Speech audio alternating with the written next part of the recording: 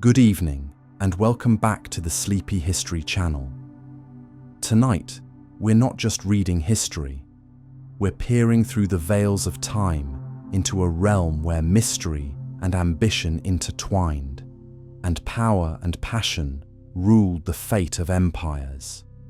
We're exploring the enigmatic world of Cleopatra VII, the last pharaoh of Egypt, a woman whose intelligence, charm, and strategic brilliance reshaped the ancient world. I want to extend a warm greeting to you, dear listener.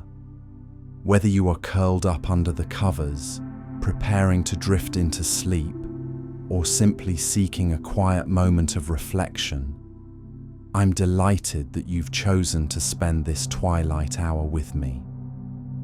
If you feel like sharing, let me know where in the world you're listening from, or what time of day it is for you right now. For now, get cozy, settle in, and let the whispers of ancient Alexandria carry you away.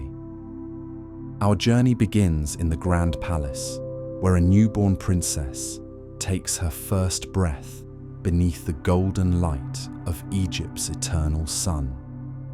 Now, let's begin.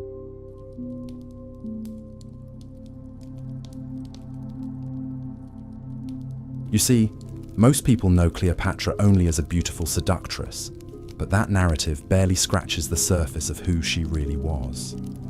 She was a mathematician, a linguist, a naval commander, an economist, and a diplomat whose political strategies were so sophisticated that they influenced governance for centuries to come. Tonight, we'll uncover the real woman behind the crown, and by the end of our journey, you'll understand why her legacy continues to inspire leaders, scholars, and dreamers around the world. So settle in comfortably, let your breathing slow and deepen as we drift back to the year 69 BCE, when the world was about to witness the birth of one of history's most extraordinary figures. Picture the Grand Palace of Alexandria, where the warm Mediterranean breeze carries the scent of jasmine through marble corridors, and where the future of an empire rests in the tiny hands of a newborn princess. The Egypt that welcomed Cleopatra into the world was unlike anywhere else on Earth. Imagine walking through the streets of Alexandria in those days, where Greek philosophers debated beside Egyptian priests, where Roman merchants haggled with Nubian traders, and where the famous lighthouse stood as one of the 7 wonders of the ancient world, its beacon guiding ships safely home across the darkening waters. This was the Ptolemaic kingdom, a realm that had been ruled by Cleopatra's Greek ancestors for nearly 3 centuries since Alexander the Great conquered Egypt.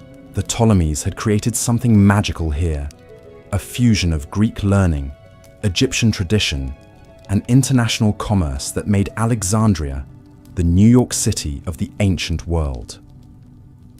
And into this remarkable civilization, our young princess was born.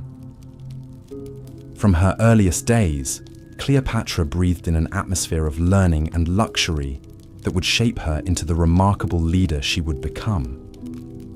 The palace libraries contained hundreds of thousands of scrolls, the accumulated wisdom of the ancient world. Here, young Cleopatra would spend countless hours absorbing knowledge that most rulers of her time never even knew existed. But let's pause for a moment and consider what childhood was like for a future pharaoh. While other children played simple games, Cleopatra was learning the intricate art of statecraft. Picture her as a small girl, perhaps 7 or 8 years old, sitting in on diplomatic meetings where her father, Ptolemy XII, negotiated with Roman senators and Egyptian high priests. She would have watched carefully, those intelligent dark eyes taking in every gesture, every subtle shift in tone, every strategic pause in conversation. Her education was extraordinary by any standard, ancient or modern. While most women of her era, even royal ones, received only basic instruction in household management and perhaps some music or poetry, Cleopatra's tutors were the finest scholars money could attract. They came from Athens, from Rhodes, from the great centers of learning throughout the Mediterranean, and they brought with them knowledge that would have been considered revolutionary. Mathematics was one of her favorite subjects, and she quickly mastered concepts that challenged even her adult tutors. Imagine her working late into the evening by lamplight, calculating trade routes and taxation systems, already thinking like the ruler she would one day become. She understood that numbers were power, that the pharaoh who could master Egypt's complex economy would be the pharaoh who could maintain independence in an increasingly Roman world. But perhaps even more impressive was her linguistic ability. By the time she reached adolescence, Cleopatra could speak fluently in Greek, Egyptian, Latin, Hebrew, Arabic, Ethiopian, and several other languages that have been lost to history. This wasn't just showing off, it was strategic brilliance. When she spoke to Egyptian farmers in their native tongue, or negotiated with Jewish merchants in Hebrew, or charmed Roman diplomats in perfect Latin, she was building bridges that previous Ptolemaic rulers had never even attempted to construct. Her father, Ptolemy XII, recognized early on that his daughter possessed something special. Unlike his sons, who seemed content with the pleasures of palace life, Cleopatra demonstrated an insatiable curiosity about everything, from military tactics to agricultural techniques. She would often slip away from her tutors to wander through Alexandria's bustling markets, talking with merchants and craftsmen, learning about the real Egypt that existed beyond the palace walls. These early adventures through the city streets taught her lessons no classroom could provide. She learned how the seasonal flooding of the Nile affected grain prices, how political rumors spread through the bazaars faster than official proclamations, and how ordinary Egyptians viewed their Greek-descended rulers. This knowledge would prove invaluable when she eventually took the throne, but for now, she was simply a curious teenager soaking up the rhythms of her future kingdom. The political situation during Cleopatra's youth was precarious and complex. Rome's influence over Egypt grew stronger each year, and her father's reign was marked by constant tension between maintaining Egyptian independence and appeasing Roman demands. Young Cleopatra watched as her father was forced into exile and then restored to power with Roman help, a humiliating cycle that taught her crucial lessons about the delicate balance of international politics. During one of these political crises, when Cleopatra was about 14, she accompanied her father to Rome itself. Picture this teenage princess walking through the Forum, observing the heart of the empire that increasingly controlled her homeland's destiny. She would have seen the magnificent temples, the bustling crowds, the impressive architecture that demonstrated Rome's wealth and power.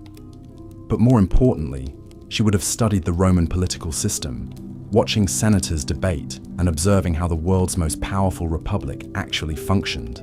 This visit to Rome was transformative for young Cleopatra.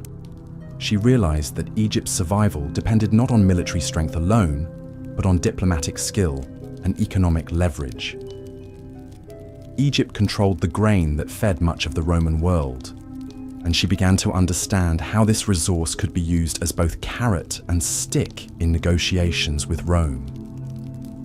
The seeds of her later political strategies were planted during these formative experiences in the Eternal City. Back in Alexandria, Cleopatra's education continued to expand in remarkable directions. She studied naval architecture and could discuss the technical specifications of warships with her admirals. She learned about medicine and astronomy, understanding how the flooding of the Nile could be predicted by observing the stars. She mastered the art of rhetoric, practicing speeches that could inspire soldiers before battle or convince skeptical nobles to support her policies. But perhaps most importantly, she learned about the delicate art of ruling a diverse population. Egypt in her time was incredibly cosmopolitan. Alexandria alone contained Greeks, Romans, Jews, Syrians, Nubians, and native Egyptians, each group with its own customs, languages, and loyalties. Previous Ptolemaic rulers had often favored the Greek elite, treating other populations as subjects rather than citizens.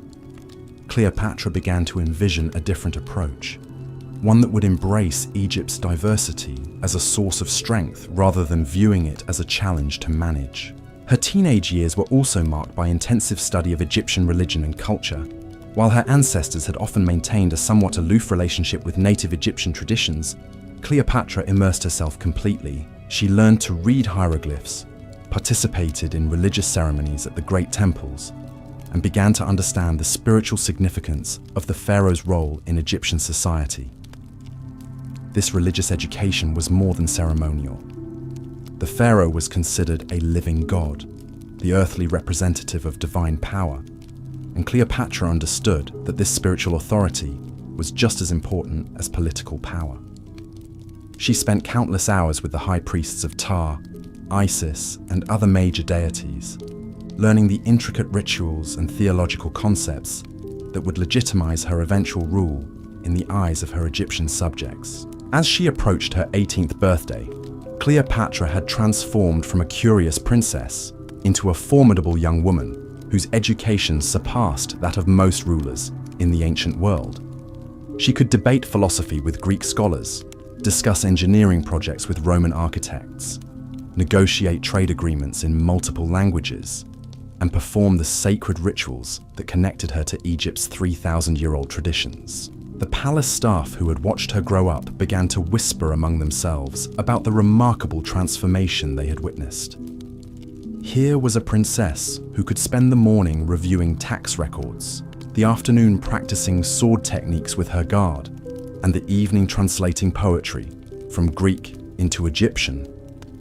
Her energy seemed boundless, her curiosity insatiable, and her intelligence absolutely extraordinary. But even as Cleopatra's abilities continued to develop, the political situation around her grew increasingly unstable. Her father's health was declining, and questions about the succession began to dominate palace conversations. According to Ptolemaic tradition, she would need to share power with one of her younger brothers, but Cleopatra had already begun to envision a different future for herself and for Egypt. The stage was being set for one of history's most dramatic ascensions to power, as this remarkable young woman prepared to claim her birthright and transform not just Egypt, but the entire ancient world.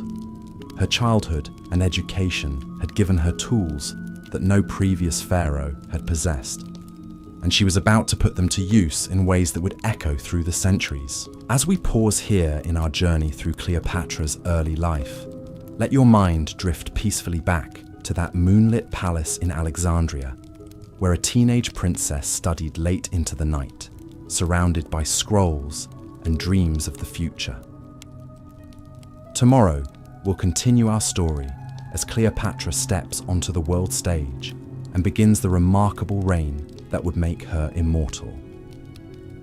Let the gentle sounds of the Nile at night carry you deeper into our story, as we witness the moment when destiny called upon a young woman to become a legend.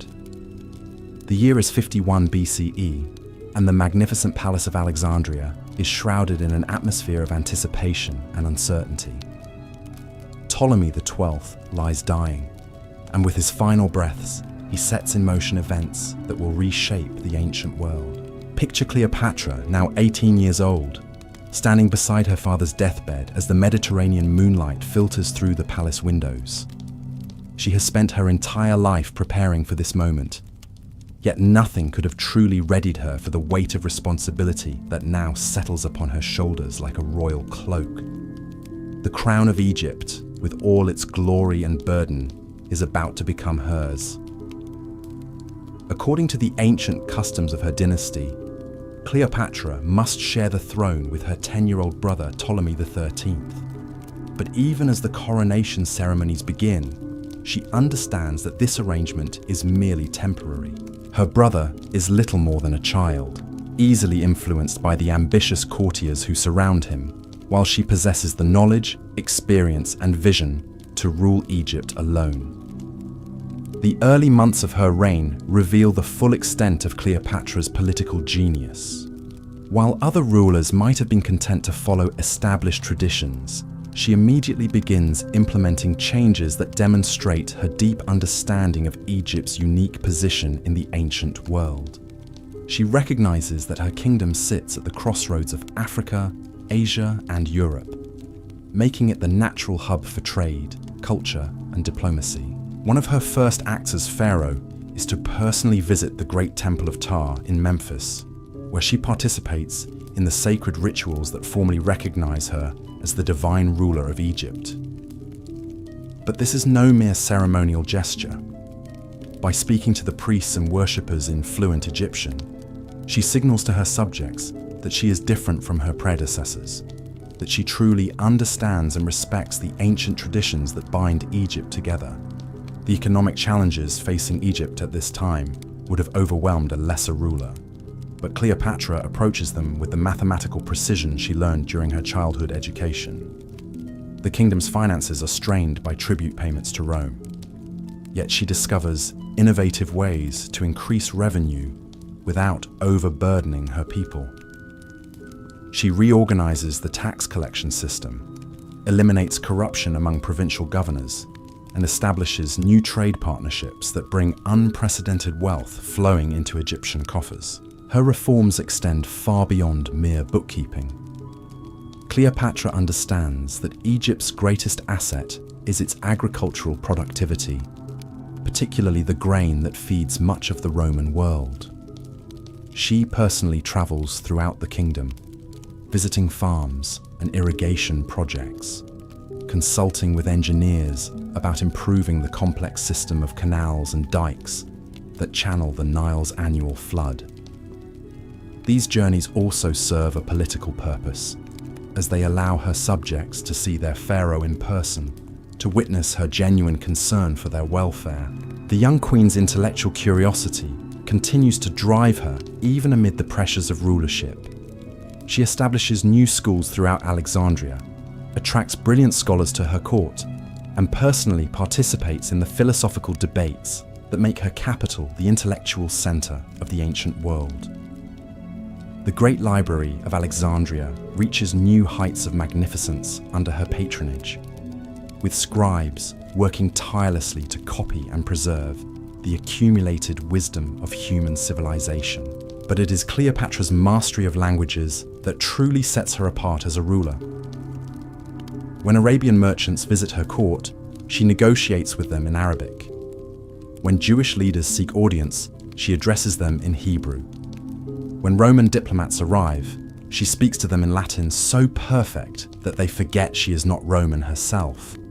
This linguistic versatility is more than impressive showmanship. It is practical diplomacy of the highest order, allowing her to build personal relationships with leaders throughout the known world. As her confidence grows, so does the opposition she faces from within her own court. Her younger brother Ptolemy XIII, now guided by ambitious advisors who see an opportunity to seize real power, begins to challenge her authority. The traditional faction of Greek nobles, who have always resented any pharaoh who showed too much favor to native Egyptians, quietly works to undermine her reforms. The situation grows increasingly tense, as competing claims to legitimacy create dangerous divisions within the royal court. The crisis comes to a head when civil war erupts between the two siblings, each claiming to be the rightful ruler of Egypt. Cleopatra finds herself forced to flee Alexandria, gathering loyal supporters as she retreats toward the Syrian border. For many rulers, such a setback would mark the end of their ambitions. But for Cleopatra, it becomes an opportunity to demonstrate the full extent of her remarkable abilities. During her months in exile, she reveals talents that even her closest advisors had not fully appreciated. She proves herself to be a brilliant military strategist, personally planning the campaigns that will restore her to power. She demonstrates remarkable endurance, marching alongside her soldiers through desert heat and sleeping in simple tents rather than demanding royal accommodations. Most importantly, she shows an ability to inspire absolute loyalty among her followers, who come to see her not just as their queen, but as their champion against the corrupt forces that have driven her from her rightful throne. The turning point comes when Cleopatra learns that Julius Caesar, the most powerful man in Rome, has arrived in Alexandria pursuing his rival Pompey in their own civil war. Here is an opportunity that a lesser politician might have missed entirely, but Cleopatra immediately grasps its significance. Caesar represents both danger and opportunity, a chance to secure Roman support for her cause, but also the risk of reducing Egypt to a mere Roman province. The famous story of how she smuggled herself into Caesar's presence, hidden in a carpet or laundry bundle, captures the imagination precisely because it reveals so much about her character. This is not the action of a desperate refugee, but the calculated move of a master strategist who understands that dramatic gestures sometimes achieve more than formal diplomacy. When she emerges before the astonished Roman general, she is not pleading for help, but proposing an alliance between equals. The meeting between Cleopatra and Caesar marks the beginning of one of history's most consequential partnerships. But we must understand that their relationship, while certainly romantic, was fundamentally political. Cleopatra sees in Caesar a way to secure Egypt's independence, while maintaining access to Roman markets and protection. Caesar sees in her a brilliant ally who can help him control the Eastern Mediterranean while providing the wealth needed to fund his own ambitions. Their negotiations demonstrate Cleopatra's sophisticated understanding of international politics. She does not simply ask for Roman military support to regain her throne. Instead, she proposes a comprehensive alliance that addresses Caesar's strategic needs while preserving Egypt's essential autonomy. She offers him the financial resources of her kingdom, the logistical support of her navy, and the diplomatic connections she has cultivated throughout the region. The restoration of Cleopatra to power, accomplished with Caesar's backing, showcases her remarkable ability to transform military victory into lasting political success. Rather than simply punishing her enemies, she demonstrates the magnanimity that marks great rulers throughout history. She pardons many of those who opposed her, incorporating them back into her administration while ensuring their loyalty through a combination of generous treatment and careful monitoring. Her brother Ptolemy XIII dies during the conflict. Whether by accident or design remains unclear, leaving Cleopatra free to rule Egypt without the burden of shared power. But she continues to observe the traditional forms, marrying her even younger brother Ptolemy XIV, who poses no threat to her authority while satisfying the dynastic requirements that legitimize her reign in the eyes of conservative nobles. The months that Caesar spends in Alexandria reveal the full extent of Cleopatra's intellectual partnership with the Roman general. Together, they tour the Great Library, discuss philosophical questions with assembled scholars, and plan ambitious construction projects that will further enhance Alexandria's reputation as the jewel of the Mediterranean. Caesar, who is himself a brilliant writer and scholar, finds in Cleopatra a rare equal, someone who can match his own intellectual curiosity and strategic vision. But their most significant collaboration is the birth of their son, Caesarion, whose very existence represents Cleopatra's long-term strategy for Egypt's future. This child, combining the bloodlines of the Ptolemies and the Caesars, embodies her vision of a partnership between Egypt and Rome that preserves her kingdom's independence while securing its prosperity. The boy becomes not just her heir, but a living symbol of the new order she hopes to create. When Caesar departs Alexandria to continue his campaigns, Cleopatra has achieved something remarkable. She has not only regained her throne, but has transformed Egypt's relationship with Rome from one of subordination to one of alliance. Her kingdom remains independent, its wealth intact, its cultural traditions respected. Yet she has also secured the protection and partnership of the world's most powerful military leader.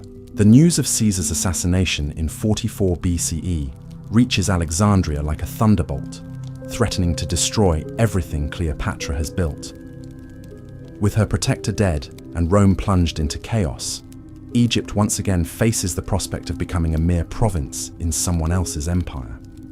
But rather than despair, Cleopatra sees this crisis as another opportunity to demonstrate her remarkable resilience and strategic brilliance. As various Roman leaders struggle for control of Caesar's legacy, Cleopatra carefully evaluates each potential successor, seeking the one who can best serve Egypt's interests, while honoring her partnership with the murdered general.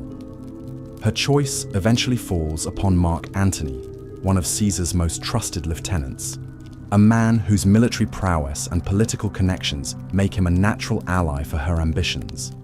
The famous meeting between Cleopatra and Antony on her golden barge reveals once again her mastery of symbolic diplomacy. Every detail of this encounter is carefully orchestrated to create maximum impact, from her costume as the goddess Aphrodite to the magnificent display of Egyptian wealth and artistry that surrounds her. But beneath the theatrical spectacle lies serious political calculation, as she works to forge a new alliance that will secure Egypt's future in the post-Caesar world. Their partnership proves even more productive than her relationship with Caesar had been. Together, Cleopatra and Antony envision an Eastern empire that combines Roman military might with Egyptian wealth and Egyptian wisdom. They plan campaigns that will extend their joint influence from the Atlantic to the Indian Ocean, creating a power base strong enough to rival Rome itself. During these years of partnership with Antony, Cleopatra reaches the pinnacle of her powers as both ruler and diplomat. Picture her now in her late 20s, no longer the young woman who had to smuggle herself into Caesar's presence, but a mature queen whose reputation extends across the known world. Her palace in Alexandria has become a center of learning and culture that rivals anything Rome can offer, while her personal influence shapes events from Britain to India. The economic achievements of her reign during this period are nothing short of extraordinary. Under her guidance, Egypt experiences a golden age of prosperity that benefits not just the wealthy elite, but ordinary farmers, craftsmen and merchants throughout the kingdom. She revolutionizes the ancient trade routes that connect Africa with Asia and Europe, establishing new partnerships with kingdoms as distant as India and Ethiopia. Egyptian ships, flying her personal standard, become familiar sights in harbors from Spain to the Persian Gulf. Her innovations in agriculture transform Egypt into an even more productive granary for the ancient world. Working closely with engineers and farmers, she oversees the construction of new irrigation systems that increase crop yields while reducing the labor required for cultivation. These projects employ thousands of workers, stimulating the economy while improving the lives of rural communities that had been neglected by previous rulers. But perhaps most remarkably, Cleopatra begins to envision Egypt as something more than just a regional power. Her correspondence with rulers throughout the ancient world reveals a woman thinking on a truly global scale, planning trade networks that would span continents and diplomatic alliances that would reshape the balance of international power.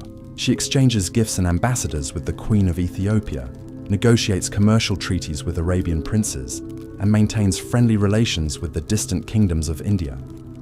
The cultural flowering of Alexandria under her patronage attracts scholars, artists, and philosophers from every corner of the Mediterranean world. The Great Library expands to contain nearly 500,000 scrolls, while the museum becomes a research center where brilliant minds collaborate on projects that advance human knowledge in mathematics, astronomy, medicine, and engineering.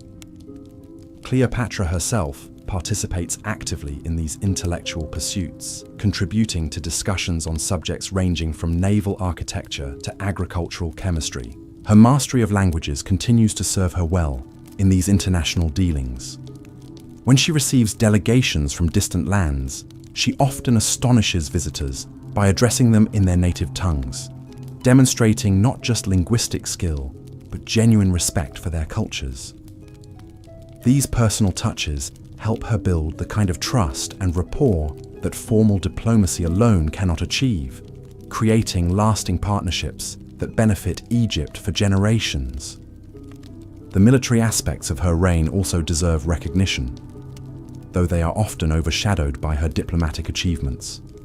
Cleopatra proves herself to be an exceptionally capable naval commander, personally overseeing the construction of a fleet that becomes one of the most formidable in the ancient world.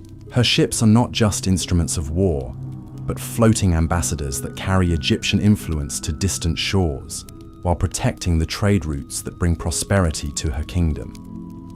During joint campaigns with Antony, she demonstrates remarkable strategic insight, often suggesting tactics that prove crucial to their victories. Her understanding of logistics, gained from years of managing Egypt's complex economy, helps their armies remain supplied and effective, even during extended campaigns far from home. Roman historians, despite their later hostility toward her, grudgingly acknowledge her military competence and her ability to inspire fierce loyalty among her troops. The children she bears during this period represent more than just personal happiness. They embody her vision for Egypt's future. In addition to Caesarion, her son with Julius Caesar, she has 3 children with Antony, each one a potential bridge between Egyptian and Roman interests. She personally oversees their education, ensuring they master the same diverse curriculum that shaped her own development, while preparing them for the complex political challenges they will eventually face. Her relationship with the Egyptian people during these prosperous years reveals the full extent of her political genius. Unlike previous Ptolemaic rulers who remained isolated in Alexandria, Cleopatra regularly travels throughout her kingdom, visiting temples, inspecting public works projects, and meeting with local leaders. These journeys are not mere ceremonial occasions, but working visits where she addresses real problems and implements practical solutions. The religious dimension of her reign continues to deepen as she matures as a ruler. She becomes increasingly identified with the goddess Isis, not just in ceremonial contexts, but as a living embodiment of divine wisdom and protection. This spiritual authority proves just as important as her political power, creating bonds with her subjects that transcend mere loyalty to government and approach genuine devotion to their queen as a sacred figure. Her court during these years attracts visitors from across the known world, all eager to witness the splendor of the last great pharaoh. Ambassadors return to their home countries with tales of banquets, where the food is served on golden plates, where the entertainment includes performances by the finest musicians and dancers in the world, and where the queen herself participates in philosophical discussions that continue long into the night. But beneath all this magnificence, Cleopatra never loses sight of the practical challenges that face her kingdom. She continues to modernize Egypt's administrative systems, creating more efficient methods for tax collection, record keeping, and communication between the capital and distant provinces. Her reforms ensure that royal decrees reach even the most remote villages, while reports from local officials flow back to Alexandria with unprecedented speed and accuracy. The scientific and technological advances sponsored by her court have lasting impact far beyond Egypt's borders. Alexandrian scholars, working with resources she provides, make breakthrough discoveries in astronomy that improve navigation for merchants and naval commanders throughout the Mediterranean. Medical researchers supported by royal patronage develop new treatments for diseases that have plagued humanity for centuries. Engineers design architectural innovations that influence construction projects across the ancient world. Her personal library, separate from the great public collection, contains works in dozens of languages, many of them acquired through her extensive correspondence with rulers and scholars worldwide. She reads voraciously, staying current with philosophical developments in Athens, scientific discoveries in Rhodes, and historical chronicles from Rome. This intellectual curiosity keeps her informed about trends and events that might affect Egypt's interests, while also satisfying her genuine love of learning for its own sake. The diplomatic protocols she establishes become models that other courts throughout the ancient world eventually adopt. Her innovations in ceremonial practice, gift exchange, and treaty negotiation reflect her deep understanding of human psychology and cultural differences. Foreign ambassadors often comment on the skill with which she manages to honor their traditions while maintaining Egypt's dignity and independence. As her partnership with Antony deepens and expands, their joint vision for the future becomes increasingly ambitious. They plan to create an Eastern empire that would stretch from the Atlantic Ocean to the borders of China, combining Roman military organization with Egyptian wealth and administrative expertise. This grand design requires careful coordination between their respective territories, leading to innovations in communication and transportation that benefit both kingdoms. The naval expeditions they sponsor together explore trade routes that previous generations had considered impossibly dangerous. Egyptian and Roman ships, sailing under joint command, establish commercial relationships with kingdoms along the African coast, in the Arabian Peninsula, and beyond the Persian Gulf. These voyages bring back not just exotic goods, but knowledge of distant peoples and cultures that enriches the cosmopolitan atmosphere of Alexandria. Her influence on Roman culture during this period is often underestimated by historians who focus primarily on military and political events. Through her relationship with Antony and the Roman officers who serve in Egypt, she introduces Eastern customs, artistic styles, and intellectual traditions that gradually transform Roman society. The luxury goods, architectural techniques, and scholarly works that flow from Egypt to Rome help create the cultural synthesis that will characterize the later Roman Empire. The festivals and celebrations she organizes in Alexandria become legendary throughout the ancient world, attracting visitors who travel thousands of miles just to witness these spectacular events. But these gatherings serve serious political purposes, as well as providing entertainment. They offer opportunities for diplomatic negotiations, commercial agreements, and cultural exchanges that strengthen Egypt's position in the complex web of international relationships. Her personal involvement in every aspect of government continues to astonish those who work with her. She reviews financial reports with the same attention to detail that she brings to military planning or religious ceremonies. Her memory for names, dates, and statistical information becomes legendary among her administrators, who learn that she expects them to match her own standards of thoroughness and accuracy. The construction projects undertaken during her reign transform Alexandria into one of the most beautiful cities in the ancient world. New temples, libraries, theaters, and public buildings rise throughout the capital, each one designed to showcase both Egyptian traditions and international influences. These architectural achievements create employment for thousands of skilled craftsmen, while demonstrating Egypt's prosperity and cultural sophistication to visitors from around the world. But even as Cleopatra reaches the height of her power and influence, she remains acutely aware of the gathering storm clouds on the horizon. The political situation in Rome grows increasingly unstable, with various factions competing for control of the Republic's destiny. Her intelligence network, one of the most sophisticated in the ancient world, brings her regular reports of developments that could threaten everything she has built. The growing hostility between Antony and Octavian, Caesar's adopted heir, creates particular concern for Egypt's future. She understands that this conflict will eventually force her to choose sides, and that the wrong choice could mean the end of Egyptian independence. Her preparations for this coming crisis demonstrate once again her remarkable ability to think strategically while managing the immediate demands of ruling a complex kingdom. As we pause here in our journey through Cleopatra's remarkable reign, let the gentle rhythm of the Nile carry your thoughts back to those golden days when Alexandria stood as the jewel of the ancient world, and when a brilliant queen worked tirelessly to secure her people's prosperity and independence. The challenges ahead will test every skill she has developed, every alliance she has forged, and every dream she has dared to pursue. The shadows of conflict begin to lengthen across the Mediterranean as we continue our peaceful journey through Cleopatra's extraordinary life. Picture her now in her palace study, surrounded by maps and scrolls, the flickering oil lamps casting dancing patterns on the walls as she works late into the night.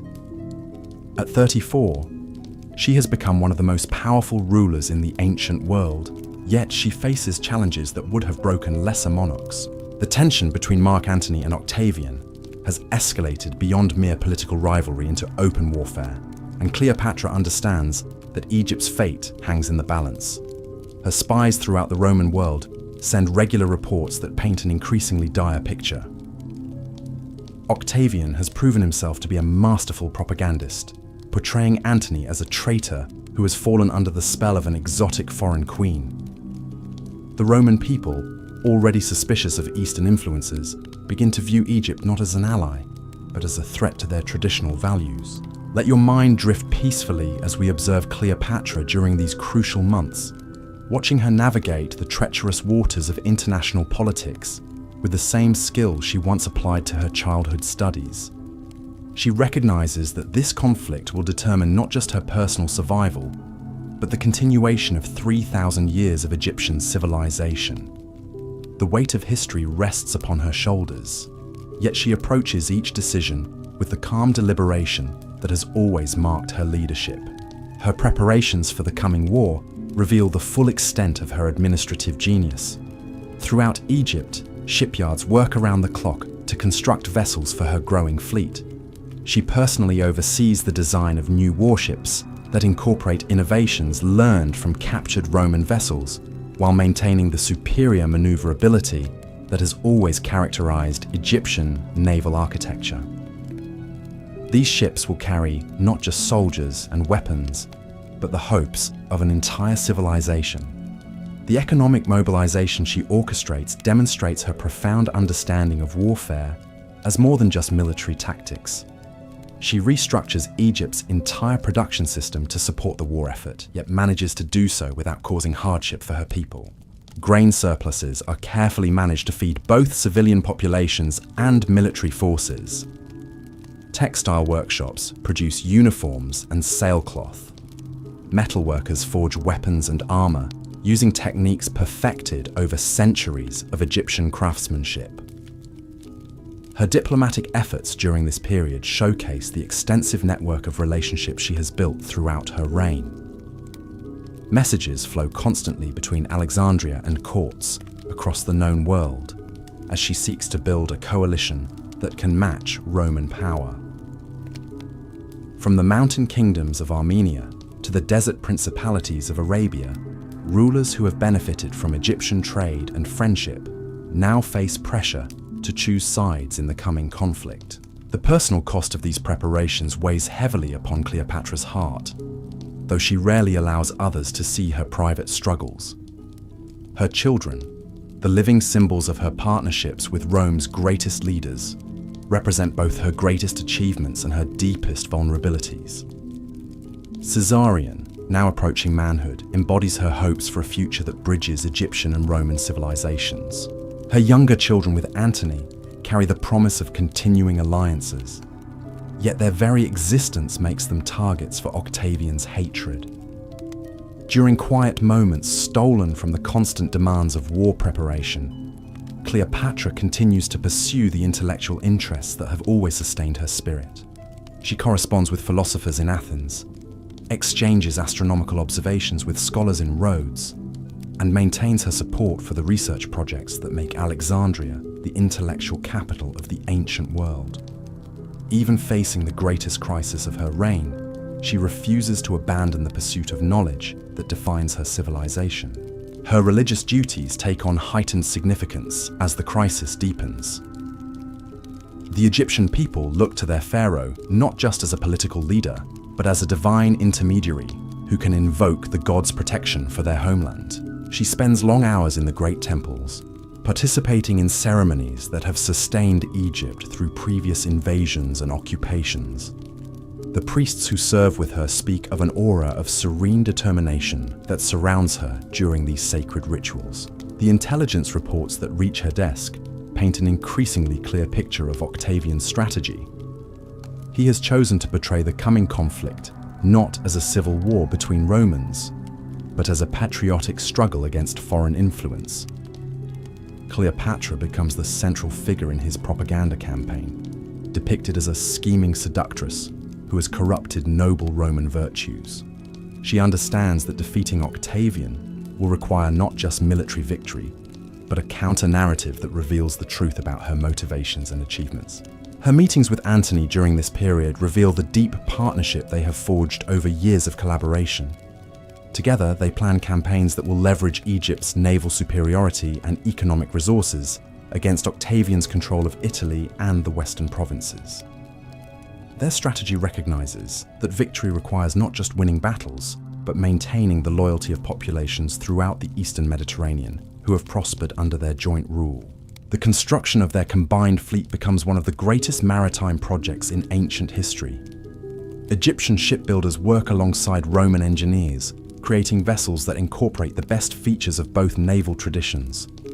These ships are not just instruments of war, but floating testaments to the cultural synthesis that Cleopatra and Antony represent.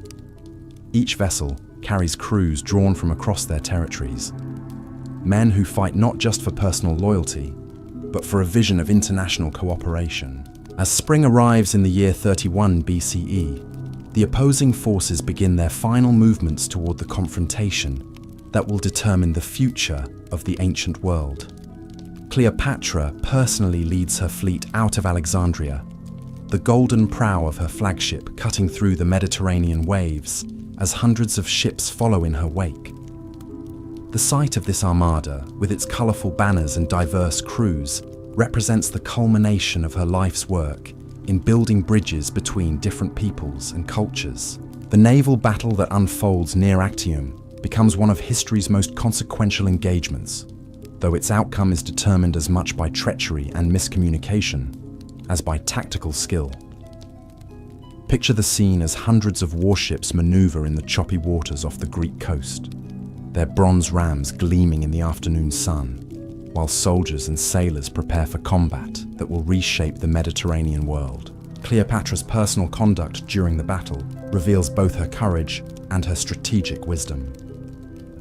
When the tide of combat turns against their forces, she makes the agonizing decision to withdraw her surviving ships rather than see them destroyed in a hopeless fight.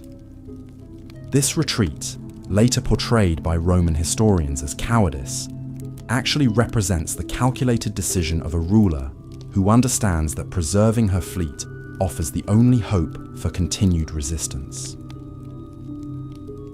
The aftermath of Actium finds Cleopatra back in Alexandria, her dreams of Eastern Empire shattered, but her determination to protect Egypt undiminished.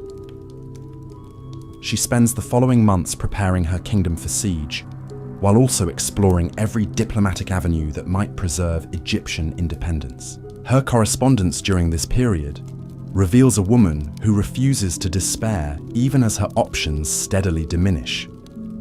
The defensive preparations she oversees transform Alexandria into one of the ancient world's strongest fortresses. The harbour is fortified with new installations that can sink any vessel attempting unauthorized entry. The city walls are reinforced and supplied with provisions that could sustain a lengthy siege. Most importantly, she ensures that Egypt's vast wealth is secured in ways that prevent Octavian from simply seizing it upon conquest. Her final negotiations with Octavian demonstrate the diplomatic skills that have served her throughout her reign. Even from a position of apparent weakness, she attempts to secure terms that would preserve Egypt's autonomy while acknowledging Roman supremacy. These discussions reveal her continued commitment to her people's welfare, as she seeks arrangements that would protect them from the harsh exploitation that typically followed Roman conquest. The legendary accounts of her death, whether by asp bite or poison, capture the imagination because they reflect the dramatic flair that characterized her entire life. But more significant than the manner of her passing is the careful preparation she makes for Egypt's future. Her final acts as pharaoh include arrangements for her children's safety, provisions for her loyal servants, and instructions that ensure Egyptian treasures will be preserved rather than melted down for Roman coffers. The immediate aftermath of Cleopatra's death sees Octavian's forces occupy Alexandria, bringing to an end nearly 3 centuries of Ptolemaic rule and 3 millennia of Egyptian independence. Yet, even in defeat, her legacy begins to take shape in ways that will influence the ancient world for generations to come.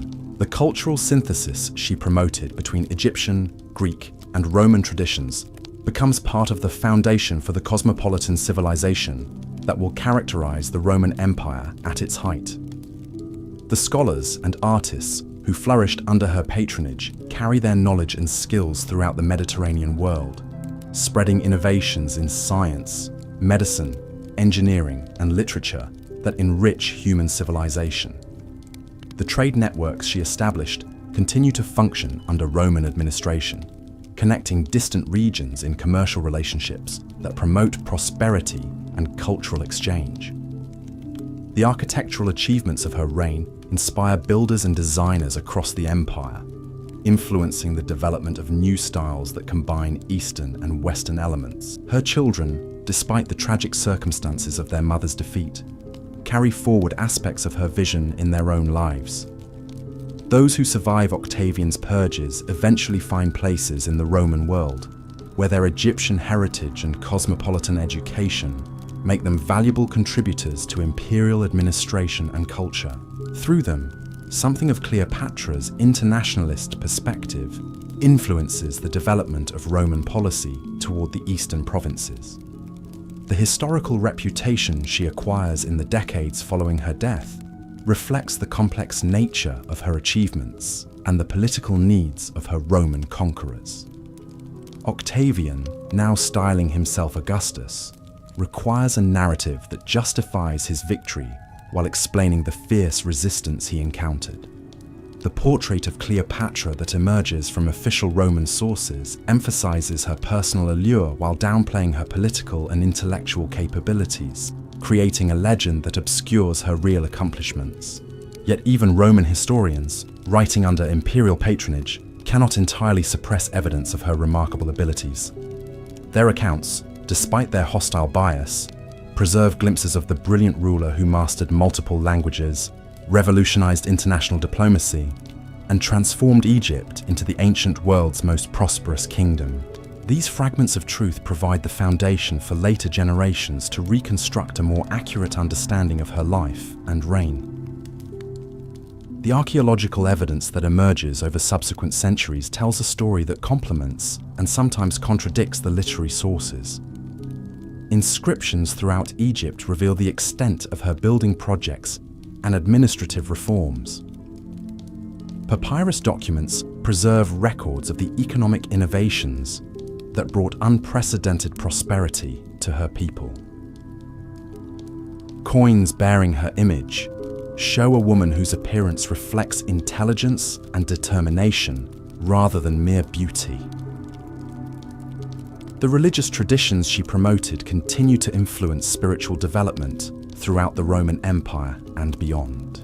Her identification with the goddess Isis helps spread Egyptian religious concepts across the Mediterranean world, offering believers a vision of divine feminine wisdom that complements traditional Roman masculine deities. These spiritual innovations eventually contribute to the religious synthesis that characterizes late antiquity. The scientific and technological advances, sponsored by her court, continue to influence human progress long after Alexandria's golden age has ended. Mathematical concepts developed by scholars working under her patronage contribute to advances in engineering and astronomy that benefit subsequent civilizations. Medical knowledge preserved in Alexandrian libraries provides the foundation for later developments in healing and surgery. Geographical information gathered by expeditions she sponsored helps mapmakers create more accurate representations of the known world. The literary and artistic achievements of her reign establish standards of excellence that inspire creators throughout the ancient world and beyond. The poetry, drama, and historical writing produced in Alexandria during her lifetime influences the development of these genres in ways that extend far beyond Egypt's borders. The artistic styles that flourish under her patronage combine Egyptian, Greek, and Roman elements in ways that create new forms of creative expression. Her innovations in governance and administration provide models that later rulers adapt to their own circumstances. The methods she developed for managing a diverse population, maintaining economic prosperity, and conducting international relations influenced the practices of subsequent governments throughout the Mediterranean region. Her approach to combining traditional authority with administrative efficiency becomes part of the standard toolkit for effective rulership. The diplomatic protocols she established continue to shape international relations long after her death. Her innovations in ceremonial practice, treaty negotiation, and cultural exchange provide frameworks that later diplomats adapt to changing circumstances. The emphasis she placed on personal relationships in international affairs influences the conduct of diplomacy throughout the ancient world and beyond. The educational systems she promoted help preserve and transmit knowledge that might otherwise have been lost during the political upheavals that follow her reign. The schools and libraries she established continue to function under Roman rule, maintaining the scholarly traditions that make Alexandria a center of learning for centuries to come. Her commitment to linguistic diversity ensures that important works in multiple languages are preserved for future generations. The trade networks she developed continue to connect distant regions of the world, promoting economic growth and cultural exchange that enriches human civilization. The commercial relationships she established between Egypt and kingdoms in Africa, Asia, and Europe provide foundations for continued prosperity, even under changed political circumstances. Her understanding of economics as a tool for international influence becomes part of the strategic thinking of subsequent rulers. The urban planning and architectural innovations implemented during her reign influenced the development of cities throughout the ancient world. The public works projects she sponsored in Alexandria and other Egyptian cities provide models for combining functionality with aesthetic appeal. Her attention to infrastructure development, from harbour facilities to irrigation systems, demonstrates the connection between good governance and material prosperity. The cultural festivals and celebrations she organised established traditions that continue to bring people together long after her death. These events, which combined religious observance with entertainment and education, provide models for community building that later societies adapt to their own needs.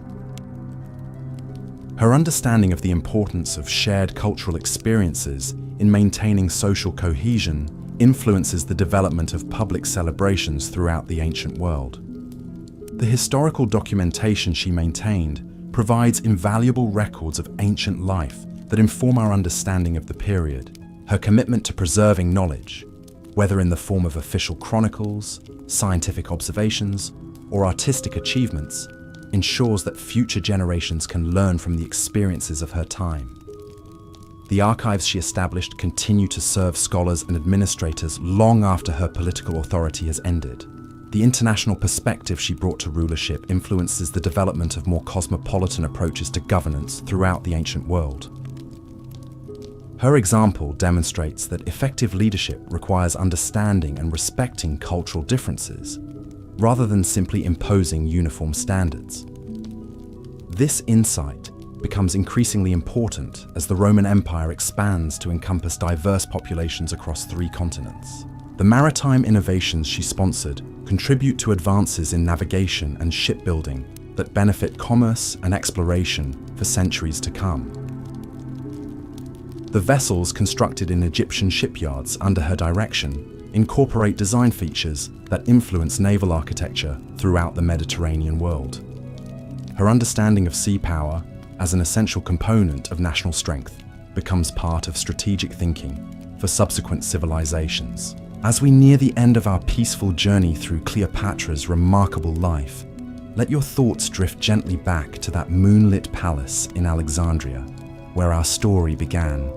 Picture her legacy not as the tragic end of Egyptian independence, but as the beginning of a new chapter in human civilization, one enriched by the innovations, achievements, and vision of the last great pharaoh.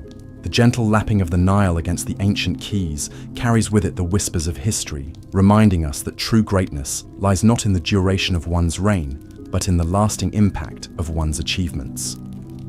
Cleopatra's story continues to inspire leaders, scholars, and dreamers more than 2,000 years after her death, testament to a life lived with extraordinary purpose, intelligence, and dedication to the welfare of her people and the advancement of human civilization. Rest now in the knowledge that her remarkable journey from curious princess to legendary queen offers timeless lessons about the power of education, the importance of cultural understanding, and the enduring impact of visionary leadership. Let the peaceful rhythm of the eternal river carry you into dreams where ancient wisdom still guides those who seek to make the world a better place for all humanity. Tonight, as the stars reflect upon the waters that once carried Cleopatra's royal barges, we find ourselves contemplating the profound ways her extraordinary life continues to shape our understanding of leadership, wisdom, and the delicate art of balancing power with compassion. Let the gentle current of our story carry you deeper into the lasting echoes of her remarkable reign, as we explore how a single lifetime can ripple through the centuries to touch countless generations. In the quiet hours following her death, as Alexandria mourned the loss of its beloved queen, something remarkable began to unfold across the ancient world. The seeds she had planted during her 21 years of rule started to bloom in ways that even her brilliant strategic mind could never have fully anticipated. Picture the scholars in distant libraries, carefully preserving the mathematical treatises and astronomical observations that had flourished under her patronage, knowing that this knowledge would illuminate the path for future generations of thinkers and innovators. The administrative systems she had perfected continued to function with remarkable efficiency even under Roman occupation, demonstrating the depth of her governmental reforms. Tax collectors throughout Egypt still used the streamlined methods she had developed, ensuring that revenues flowed smoothly while minimizing the burden on ordinary citizens. Provincial governors, trained in her diplomatic techniques, maintained stability across the kingdom by respecting local customs while enforcing imperial law with the same cultural sensitivity she had always demonstrated. Her influence on trade and commerce proved equally enduring, as the commercial networks she had established continued to connect distant corners of the ancient world long after her political authority had ended. Merchants sailing the Red Sea still followed the routes she had mapped out to reach the spice markets of India and the gold mines of Ethiopia. Caravans crossing the desert wastes continued to use the watering stations and supply depots she had constructed to facilitate trade between Africa and Asia. These economic arteries, pulsing with the lifeblood of international commerce, ensured that her vision of interconnected prosperity would survive the political upheavals that followed her reign. The linguistic legacy of her extraordinary multilingual abilities created lasting changes in how different cultures communicated with one another throughout the Mediterranean region. The translation projects she had sponsored resulted in important works being preserved in multiple languages, ensuring that knowledge could flow freely between Greek, Roman, Egyptian, and other scholarly traditions. Her personal example of mastering foreign tongues inspired subsequent generations of diplomats and administrators to develop similar linguistic skills, gradually creating a more cosmopolitan and culturally aware governing class throughout the Roman Empire. The architectural innovations pioneered during her reign continued to influence building projects across the ancient world for centuries to come.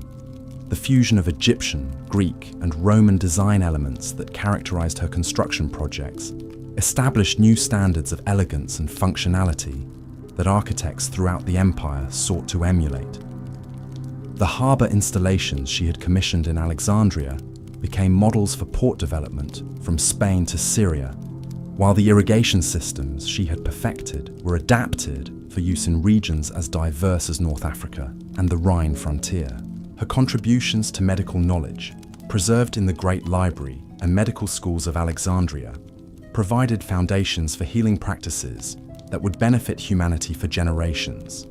The pharmaceutical research she had sponsored, drawing upon Egypt's vast knowledge of medicinal plants and minerals, resulted in treatments that Roman army surgeons carried to battlefields across 3 continents. The anatomical studies conducted under her patronage, building upon Egypt's ancient expertise in mummification and bodily preservation, advanced understanding of human physiology in ways that influenced medical practice throughout the ancient world.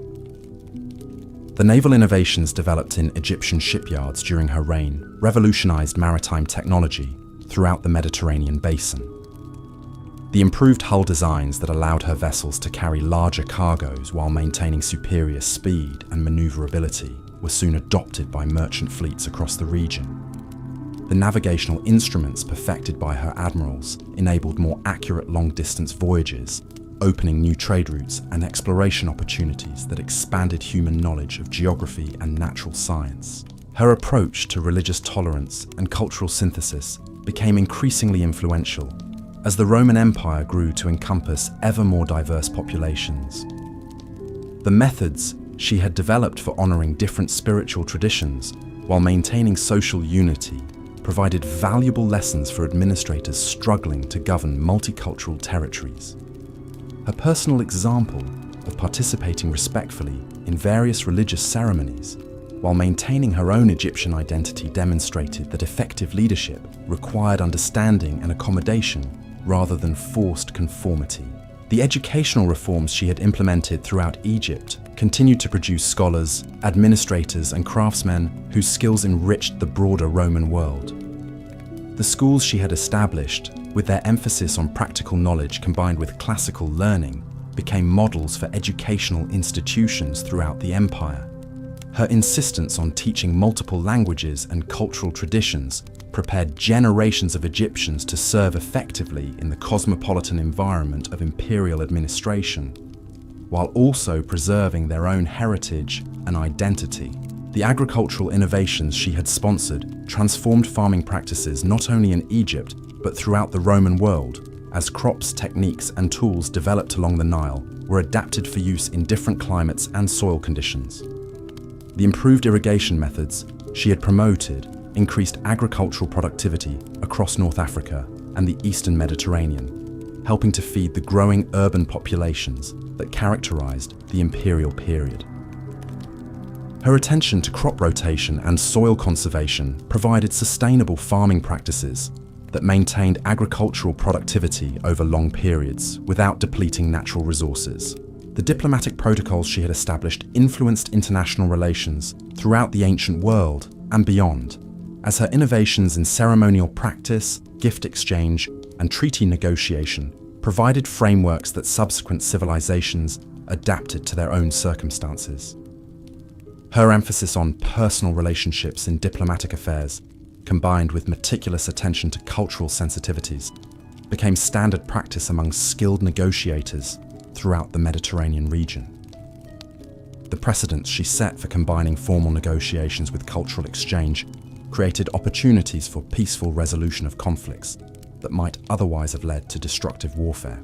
Her impact on women's roles in society, though limited by the constraints of ancient attitudes, nevertheless provided an inspiring example of female capability in leadership, scholarship, and public administration.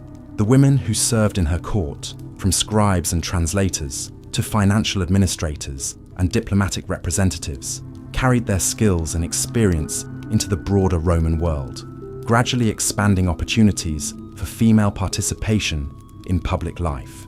Her own example of combining traditional feminine roles with political authority offered a model that influenced attitudes toward women's capabilities throughout the ancient world. The scientific instruments and measurement standards she had promoted in Alexandria influenced technical development across the Roman Empire as Egyptian innovations in astronomy, mathematics, and engineering were adopted by scholars and craftsmen in distant provinces. The precise calendrical calculations developed by her court astronomers improved agricultural planning and commercial scheduling throughout the Mediterranean region. The mathematical techniques pioneered in Alexandrian schools provided tools for architectural and engineering projects that enhanced urban development across the empire. Her preservation of historical records and cultural artifacts ensured that future generations would have access to the accumulated wisdom of ancient civilizations that might otherwise have been lost during periods of political upheaval. The archives she maintained, with their careful documentation of administrative practices, diplomatic correspondence, and scholarly research, provided invaluable resources for later historians and administrators. Her commitment to preserving works in multiple languages and cultural traditions helped maintain the diversity of human knowledge that enriched intellectual development throughout the ancient world. The urban planning principles she had implemented in Alexandria and other Egyptian cities influenced the development of metropolitan areas throughout the Roman Empire, as her innovations in public health, traffic management, and commercial organization were adapted for use in different geographical and cultural contexts. The attention she had paid to providing clean water, efficient waste disposal, and adequate housing for all social classes established standards for urban development that improved living conditions for millions of people across the ancient world. Her innovations in textile production and decorative arts influenced fashion and artistic expression throughout the Mediterranean region, as Egyptian techniques for dyeing, weaving, and metalwork were adopted by craftsmen in distant provinces. The luxury goods produced in workshops under her patronage set standards of quality and aesthetic appeal that influenced consumer preferences across the Roman world. Her personal style, combining traditional Egyptian elements with international influences, established fashion trends that persisted long after her death. The festival traditions and public celebrations she had organized provided models for community building that were adapted by cities throughout the Roman Empire, as administrators recognized the importance of shared cultural experiences in maintaining social cohesion among diverse populations. Her understanding of entertainment as a tool for education and cultural transmission influenced the development of public spectacles and celebrations that combined enjoyment with instruction in civic values and historical traditions. Her contributions to botanical and agricultural science, including the cultivation of new crops and the development of improved farming techniques, enriched the food supply throughout the ancient world, as Egyptian innovations were adapted for use in different climates and growing conditions. The gardens she had maintained in Alexandria, with their careful collection of plants from across the known world, served as botanical laboratories that advanced understanding of plant biology and agricultural potential. These scientific gardens became models for similar institutions throughout the Roman Empire, promoting agricultural diversity and food security. The legal and administrative precedents she had established influenced governmental practices throughout the Roman world, as her innovations in taxation, record-keeping, and judicial procedure were adopted by provincial administrators seeking to improve efficiency and fairness in their territories. Her approach to balancing central authority with local autonomy provided valuable lessons for governing diverse populations across vast territories. The legal codes she had developed, combining Egyptian traditions with Greek and Roman influences, contributed to the evolution of imperial law that would govern the Mediterranean world for centuries. Her patronage of literature and historical writing ensured the preservation of cultural traditions and historical knowledge that enriched intellectual life throughout the ancient world and beyond. The works produced under her sponsorship, including poetry, drama, philosophical treatises, and historical chronicles, provided models of literary excellence that influenced writers and scholars for generations.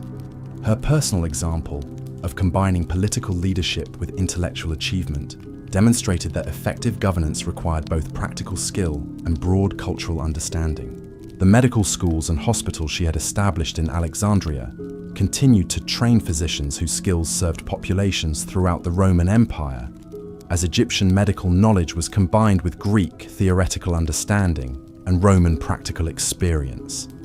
The surgical techniques developed in these institutions, building upon Egypt's ancient expertise in anatomy and healing, advanced medical practice in ways that saved countless lives. The pharmaceutical knowledge preserved in Alexandrian libraries provided the foundation for drug development that continued to benefit humanity long after the fall of the Roman Empire. Her influence on maritime law and commercial regulation provided frameworks for international trade that facilitated economic growth throughout the ancient world, as the legal precedents she had established for resolving disputes, regulating prices, and ensuring fair dealing were adopted by merchants and administrators across the Mediterranean region.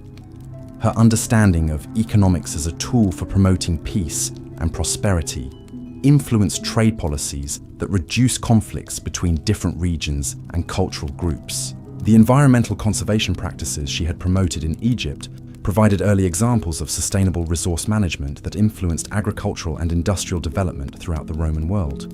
Her attention to preserving soil fertility, managing water resources, and protecting forests demonstrated the connection between environmental stewardship and long-term economic prosperity. These conservation principles, though not always followed by subsequent administrators, established precedents for responsible resource management that would influence environmental thinking in later civilizations.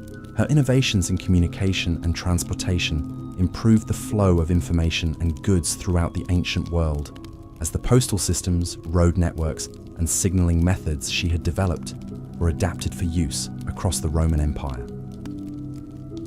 The efficient communication network she had established enabled more effective coordination between distant territories, improving both military and civilian administration.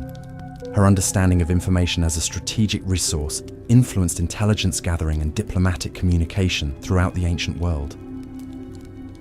The cultural exchange programs she had promoted between Egypt and other regions created lasting connections between different civilizations that enriched human knowledge and understanding. The scholars, artists, and craftsmen who traveled between Egypt and other parts of the ancient world under her sponsorship carried with them skills, ideas, and perspectives that influenced cultural development across 3 continents. These exchanges created networks of intellectual and artistic collaboration that persisted long after her political authority had ended. Her approach to conflict resolution and peacekeeping provided models for diplomatic intervention that influenced international relations throughout the ancient world and beyond.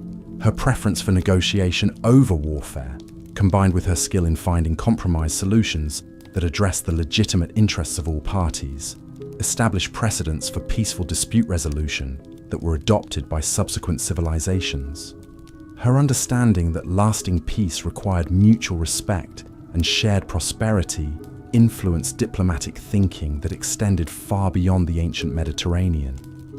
The technological innovations developed under her patronage, from improved metalworking techniques to more efficient agricultural tools, enhanced productivity and living standards throughout the Roman world, as Egyptian innovations were adapted for use in different environments and applications. The engineering projects she had sponsored, including harbour improvements, irrigation systems, and building techniques, provided models for infrastructure development that influenced urban planning and construction across the empire.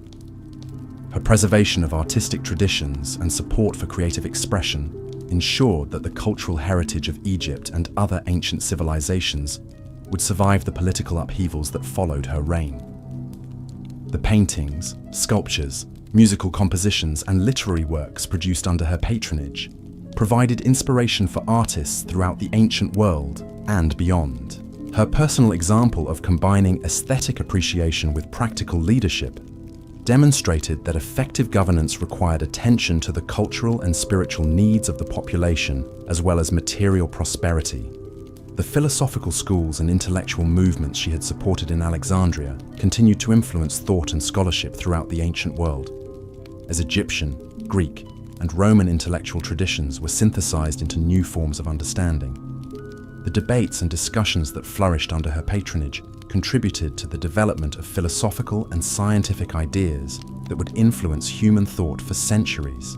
Her personal participation in these intellectual activities demonstrated that political leadership and scholarly achievement were not only compatible, but mutually reinforcing. As our peaceful journey through Cleopatra's enduring legacy draws toward its gentle conclusion, let your mind rest upon the remarkable truth that a single extraordinary life, lived with wisdom, courage, and dedication to human advancement, can continue to enrich the world for millennia. Her story reminds us that true greatness lies not in conquest or accumulation of wealth, but in the positive changes we create that outlast our own brief time upon this earth. The moonlight dancing on the eternal Nile carries with it the whispers of all those who have been inspired by her example, from ancient scholars preserving knowledge in distant libraries, to modern leaders seeking to bridge cultural divides through understanding and respect. Her legacy flows like the great river itself, nourishing the growth of human civilization wherever its influence reaches, reminding us that the pursuit of knowledge, the embrace of diversity, and the commitment to justice are the foundations upon which lasting achievements are built. Rest now in the peaceful knowledge that Cleopatra's remarkable journey from curious child to visionary queen offers timeless lessons about the power of education, the importance of cultural understanding, and the enduring impact of leadership guided by wisdom and compassion. Let the gentle rhythm of the ancient waters carry you into dreams where the best of human potential continues to flourish, and where the bridges she built between different peoples and cultures still offer pathways toward a more connected and peaceful world. In the quiet hours before dawn, when the world holds its breath between night and day, we find ourselves drawn back to contemplate the extraordinary tapestry of achievements that Cleopatra wove during her remarkable lifetime. Let the gentle whispers of history carry you deeper into understanding how this singular woman transformed not just her own kingdom, but the very foundations of civilization itself. Picture her in the final years of her reign, no longer the young princess who had once hidden among scrolls in Alexandria's great library, but a mature ruler whose influence stretched across 3 continents. The palace chambers where she conducted her daily business had become the nerve center of an empire that touched the lives of millions, from the grain farmers along the Nile's fertile banks to the spice merchants navigating the treacherous waters of the Red Sea. Her mornings typically began before sunrise, when the cool desert air still carried the night's tranquility through the palace corridors. While most of her subjects still slept, Cleopatra would already be at work, reviewing reports from provincial governors, studying weather patterns that might affect the harvest, and corresponding with rulers from kingdoms whose names have long since faded from memory. This dedication to the minutiae of governance revealed the true secret of her success, an understanding that great leadership required attention to countless small details that together created prosperity for entire civilizations. The economic transformation she had orchestrated throughout Egypt during her reign stands as perhaps her most lasting practical achievement. When she inherited the throne, Egypt's wealth flowed primarily to Rome through tribute payments and unfavorable trade agreements. Through careful negotiation and strategic planning, she had gradually shifted these arrangements until Egypt once again became the economic powerhouse it had been in ancient times, but now connected to global markets in ways that previous pharaohs could never have imagined. Her innovations in agricultural management demonstrated a sophisticated understanding of both natural cycles and human psychology. Rather than simply demanding increased production from farmers, she invested royal resources in improving irrigation systems, developing new seed varieties, and establishing storage facilities that protected harvests from the uncertainties of weather and political upheaval. These improvements not only increased Egypt's food production, but also provided security for farming families who had lived for generations at the mercy of unpredictable floods and droughts. The craft workshops that flourished under her patronage created goods that were prized throughout the ancient world, from the finest textiles woven with threads of gold and silver, to perfumes that captured the essence of exotic flowers in small alabaster containers. Egyptian artisans working under her direction developed new techniques for glassmaking, metalworking, and jewelry creation that influenced artistic production across the Mediterranean region. These workshops provided employment for thousands of skilled workers, while establishing Egypt's reputation for luxury goods that commanded premium prices in international markets. Her naval achievements extended far beyond the warships that fought at Actium, encompassing a complete transformation of Egypt's maritime capabilities. The merchant vessels constructed in her shipyards could carry larger cargoes over greater distances than any previous Egyptian ships, opening new trade routes that connected the Nile Valley with markets in India, Ethiopia, and the distant kingdoms of the Arabian Peninsula. These commercial expeditions brought back not only exotic goods, but also knowledge of navigation, shipbuilding techniques, and foreign customs that enriched Egyptian culture and understanding. The diplomatic corps she assembled represented one of the ancient world's most sophisticated intelligence networks, with representatives stationed in courts from Britain to Persia. These ambassadors were more than mere message carriers. They were skilled observers who provided detailed reports on political developments, economic conditions, and cultural trends that might affect Egypt's interests. Their information allowed Cleopatra to anticipate changes in international relations and position Egypt advantageously before other rulers even recognized that circumstances were shifting. Her contributions to medical knowledge built upon Egypt's ancient expertise while incorporating new discoveries from Greek and Roman physicians. The hospitals she established in Alexandria and other major cities became centers for medical education that attracted students from across the known world. Egyptian doctors trained in these institutions carried their skills throughout the Roman Empire, while also preserving traditional healing practices that might otherwise have been lost during periods of political upheaval.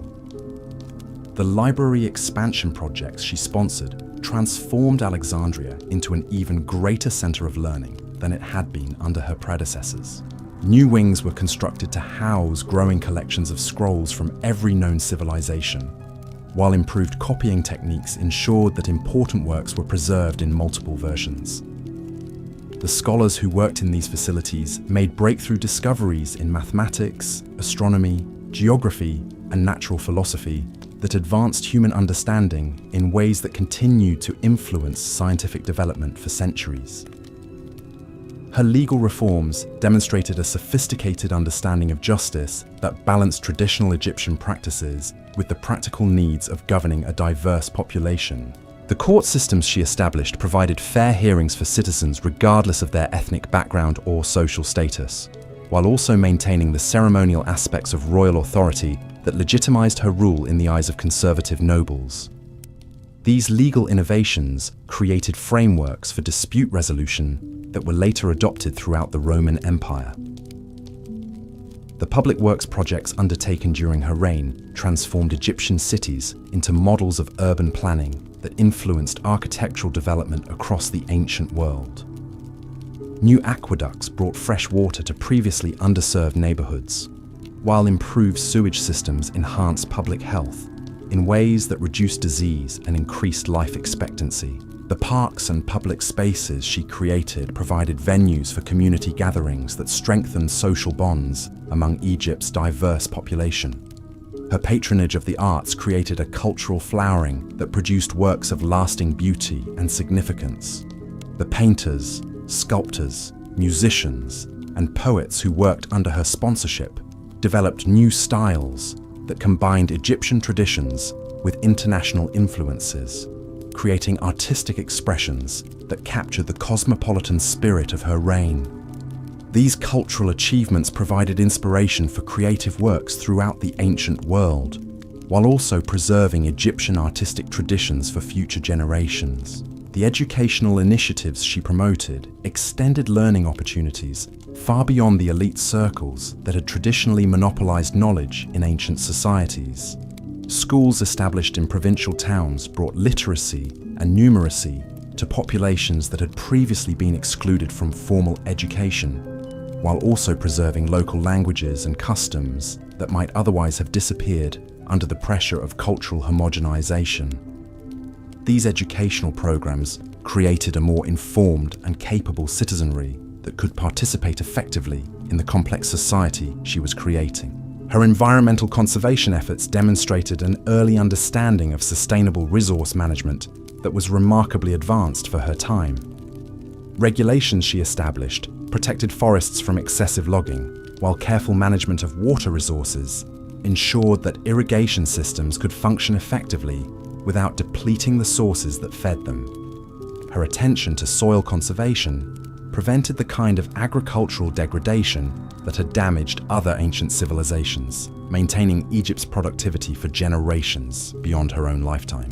The transportation networks she developed connected previously isolated regions of Egypt while also linking the kingdom more effectively with international trade routes. New roads facilitated the movement of goods and people throughout the country, while improved harbour facilities made Egyptian ports more attractive to foreign merchants. These infrastructure investments created economic opportunities in rural areas, while also strengthening Egypt's position as a crucial link between different regions of the ancient world. Her innovations in manufacturing and industry established Egypt as a producer of high-quality goods that competed successfully in international markets. The textile factories she sponsored developed new dyeing techniques that created colours of unprecedented brilliance and permanence, while metalworking facilities produced tools and weapons that were prized for their superior craftsmanship. These industrial developments provided employment for urban populations, while also generating export revenues that supported her other governmental initiatives. The scientific expeditions she sponsored expanded human knowledge of geography, natural history, and astronomy in ways that influenced scholarly understanding throughout the ancient world. Egyptian explorers working under her direction mapped previously unknown regions of Africa and Arabia, while also making astronomical observations that improved navigation and calendar systems. The botanical specimens they collected enriched gardens and agricultural development across the Mediterranean region. Her religious policies demonstrated a sophisticated understanding of spirituality as both personal experience and social institution. While maintaining her own devotion to traditional Egyptian deities, she also supported the religious practices of other communities within her kingdom, creating an atmosphere of tolerance that reduced conflicts between different ethnic and cultural groups. This approach to religious diversity became a model for later rulers governing multicultural populations. The festival traditions she established brought together people from different backgrounds in celebrations that strengthened social cohesion, while also providing economic benefits to merchants, craftsmen, and entertainers. These public events combined religious observance with entertainment and education, creating shared experiences that helped forge a common Egyptian identity among the kingdom's diverse population. The traditions she established continued to bring communities together long after her political authority had ended.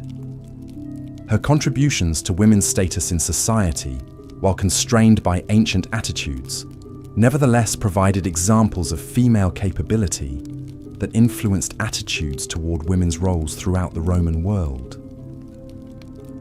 The women who served in her administration demonstrated competence in fields traditionally reserved for men, while her own example of combining traditional feminine roles with political authority offered a model that inspired subsequent generations of women seeking greater participation in public life.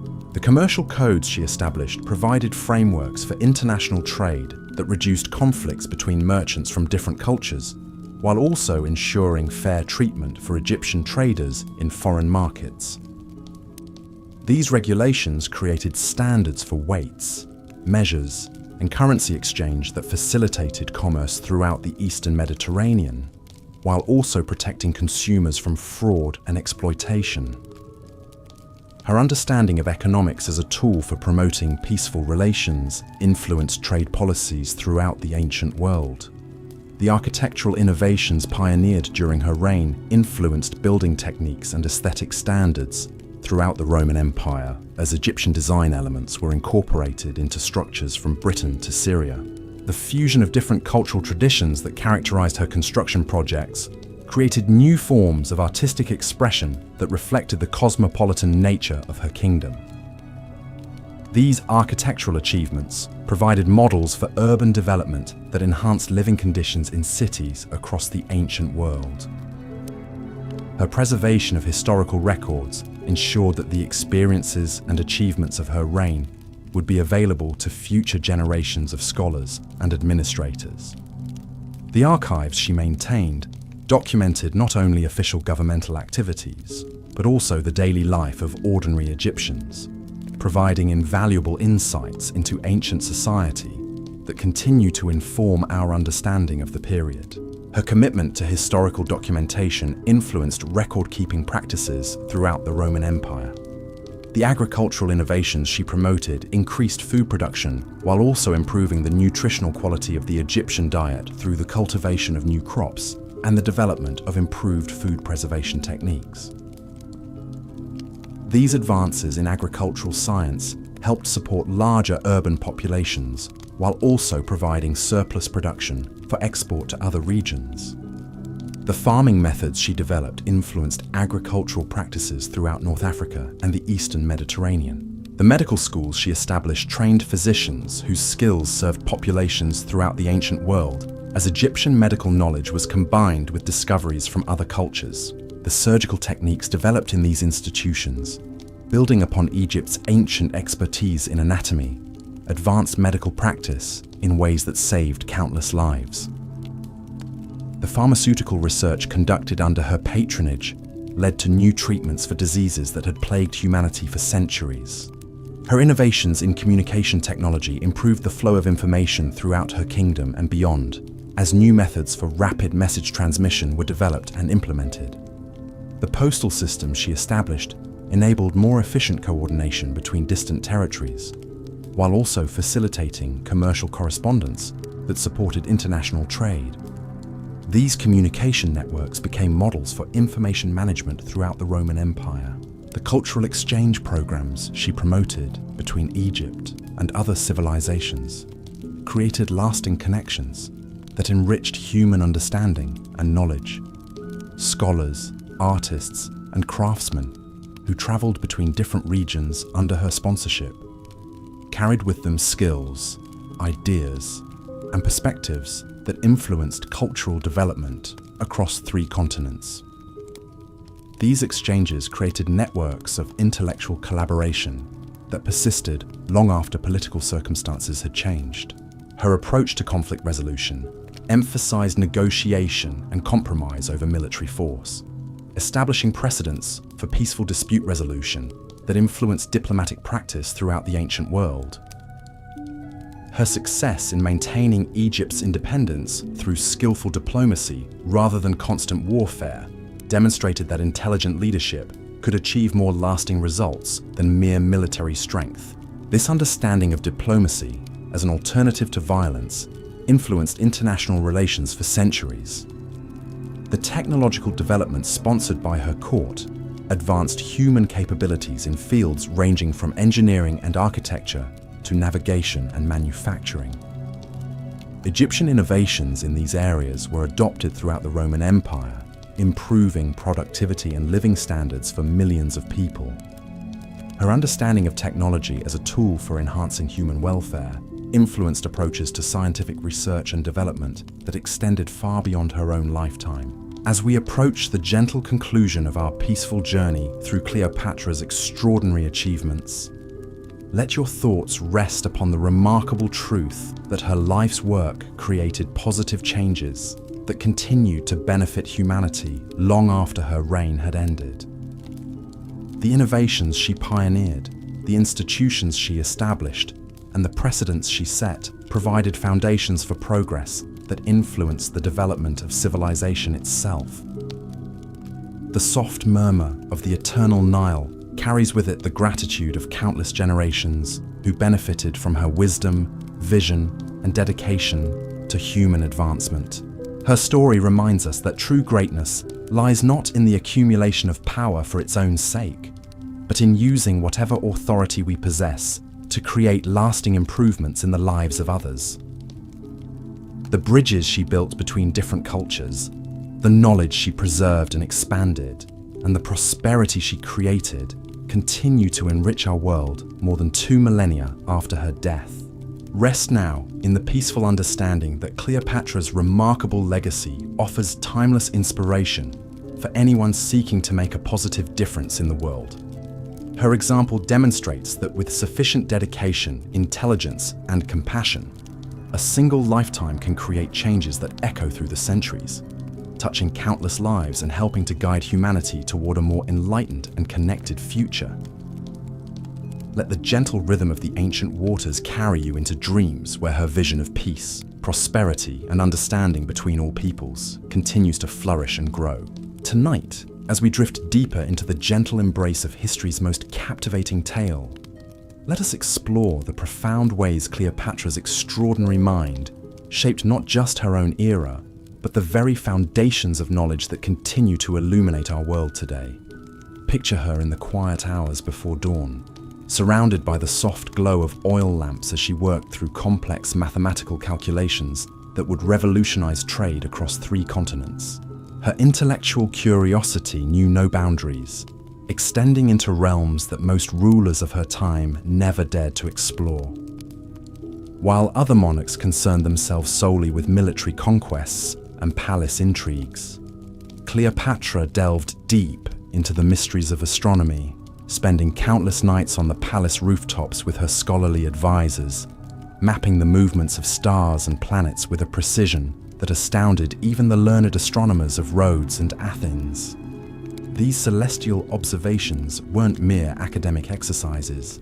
They formed the backbone of a navigation system that allowed Egyptian ships to traverse previously uncharted waters, opening trade routes that connected the Nile Valley with the farthest reaches of the known world. The mathematical innovations that emerged from her court represented a synthesis of Egyptian, Greek, and Babylonian numerical systems that created new possibilities for architectural engineering and commercial calculation. Picture the royal scribes working by lamplight, developing accounting methods so sophisticated that they could track the movement of goods across vast distances, calculate compound interest on loans that spanned multiple growing seasons, and determine optimal tax rates that maximized royal revenues while maintaining popular support. These computational advances enabled Egypt to manage an economy of unprecedented complexity, coordinating agricultural production, manufacturing output, and international trade in ways that previous civilizations had never achieved. Her fascination with natural philosophy led to groundbreaking discoveries in chemistry and metallurgy that transformed Egyptian manufacturing capabilities. The workshops she established in Alexandria became laboratories where craftsmen experimented with new alloys, developing bronze formulations that produced stronger weapons and more durable tools. Her personal involvement in these technical pursuits reflected a hands-on approach to leadership that distinguished her from rulers who remained isolated in their palaces, removed from the practical realities of governing a complex society. The agricultural research she sponsored represented perhaps her most far-reaching contribution to human welfare, as Egyptian farmers working under her direction developed new cultivation techniques that increased crop yields while preserving soil fertility for future generations. These innovations weren't limited to grain production. Her agricultural specialists successfully introduced crops from distant lands, creating botanical gardens that served as living libraries of plant knowledge. Spices from India, fruits from Persia, and medicinal herbs from Ethiopia were carefully cultivated along the Nile, providing Egyptians with more varied diets, while also creating new sources of export revenue. Her understanding of hydraulic engineering enabled the construction of irrigation systems so advanced that they continued to function effectively for centuries after her death. These projects weren't simply matters of moving water from one place to another. They represented sophisticated understanding of water pressure, flow dynamics, and seasonal variation that allowed Egyptian agriculture to achieve levels of productivity that supported urban populations of unprecedented size. The engineering principles she helped develop influenced construction projects throughout the Roman Empire, from the aqueducts that supplied Rome itself to the harbour installations that facilitated maritime commerce across the Mediterranean. The linguistic scholarship that flourished under her patronage created the ancient world's most comprehensive understanding of cross-cultural communication, as teams of translators working in the Great Library developed dictionaries and grammatical guides that enabled precise translation between languages that had never before been systematically compared. These scholarly projects weren't merely academic exercises. They provided practical tools that facilitated diplomatic negotiations, commercial agreements, and cultural exchange on an international scale. The translation techniques developed in Alexandria influenced the preservation and transmission of knowledge throughout the ancient world, ensuring that important ideas could cross linguistic barriers that had previously isolated different civilizations. Her contributions to medical knowledge built upon Egypt's ancient expertise in anatomy and healing, while incorporating new discoveries from physicians trained in different traditions. The medical schools she established became centers for research that advanced understanding of human physiology, surgical techniques, and pharmaceutical preparation in ways that saved countless lives throughout the ancient world. Egyptian doctors trained in these institutions carried their knowledge to the farthest corners of the Roman Empire, while also preserving traditional healing practices that might otherwise have been lost during periods of political upheaval. The geographical expeditions she sponsored expanded human knowledge of the world's physical features and natural resources, as Egyptian explorers working under her direction ventured into previously unknown regions of Africa, Arabia, and the Indian Ocean. These voyages of discovery weren't motivated solely by commercial interests. They reflected genuine scientific curiosity about the natural world and its diverse inhabitants. The maps and chronicles produced by these expeditions provided invaluable information for subsequent generations of traders, diplomats, and scholars, while also demonstrating that systematic exploration could yield both practical benefits and intellectual satisfaction. Her innovations in urban planning created cities that balanced functionality with aesthetic beauty, providing models for metropolitan development that influenced architectural thinking throughout the ancient world. The public spaces she designed in Alexandria and other Egyptian cities combined practical considerations like traffic flow and waste management with artistic elements that enhanced the daily experience of urban life. These planning principles recognized that effective governance required attention to both material needs and spiritual well-being, creating environments that supported human flourishing in all its dimensions. The festival traditions she established demonstrated sophisticated understanding of community psychology, as these celebrations combined religious observance with entertainment, education, and commercial activity in ways that strengthened social bonds, while also providing economic benefits to participants. Her festivals weren't merely occasions for popular amusement. They served as vehicles for cultural transmission, diplomatic display, and economic stimulation that enhanced Egypt's prosperity and international reputation. The precedents she established influenced public celebrations throughout the Roman Empire, creating traditions that helped diverse populations develop shared identities and common loyalties. Her approach to legal administration balanced traditional Egyptian practices with innovative procedures that addressed the needs of an increasingly diverse and complex society. The court systems she established provided fair hearings for citizens regardless of their ethnic background or social status, while also maintaining the ceremonial aspects of royal authority that legitimized her rule in the eyes of conservative nobles. These legal innovations created frameworks for dispute resolution that protected individual rights, while also preserving social stability, establishing precedents that influenced judicial practices throughout the ancient world. The commercial regulations she developed provided frameworks for international trade that reduced conflicts between merchants from different cultures while ensuring fair treatment for all participants in the marketplace. Her understanding of economics as a tool for promoting peaceful relations led to trade agreements that created mutual benefits for all parties, demonstrating that commercial cooperation could achieve more lasting results than military conquest. These economic policies influenced commercial practices throughout the Mediterranean region, creating standards for business conduct that promoted prosperity and reduced international tensions. Her preservation of historical records ensured that the achievements and experiences of her reign would be available to future generations of scholars and administrators, as the archives she maintained documented not only official governmental activities, but also the daily lives of ordinary Egyptians. This commitment to historical documentation reflected her understanding that effective leadership required learning from past experiences, while also ensuring that contemporary innovations would be preserved for future reference.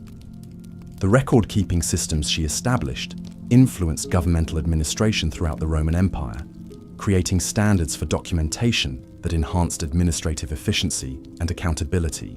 The environmental conservation measures she implemented demonstrated remarkably advanced understanding of sustainable resource management, as regulations she established protected forests from excessive exploitation, while careful water management ensured that irrigation systems could function effectively without depleting their sources.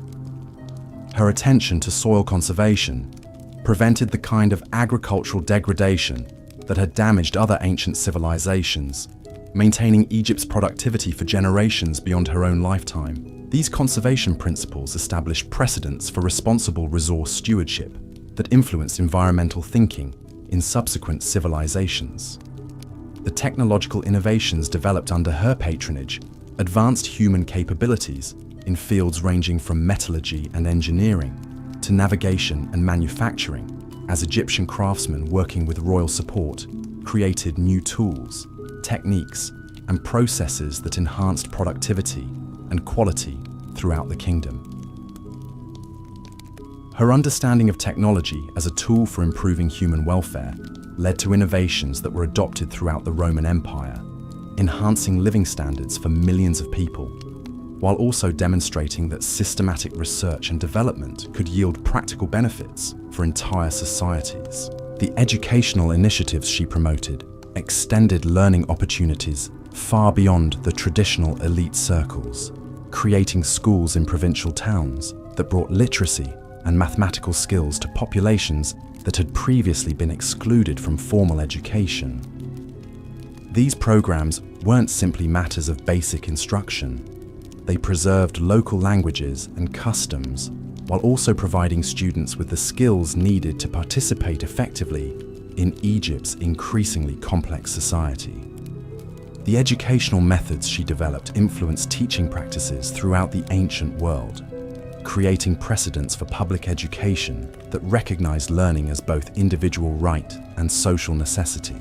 Her contributions to philosophical understanding emerged from the scholarly discussions that flourished in her court, where thinkers from different cultural traditions exchanged ideas about ethics, politics, and the nature of human existence. These intellectual exchanges weren't merely academic debates.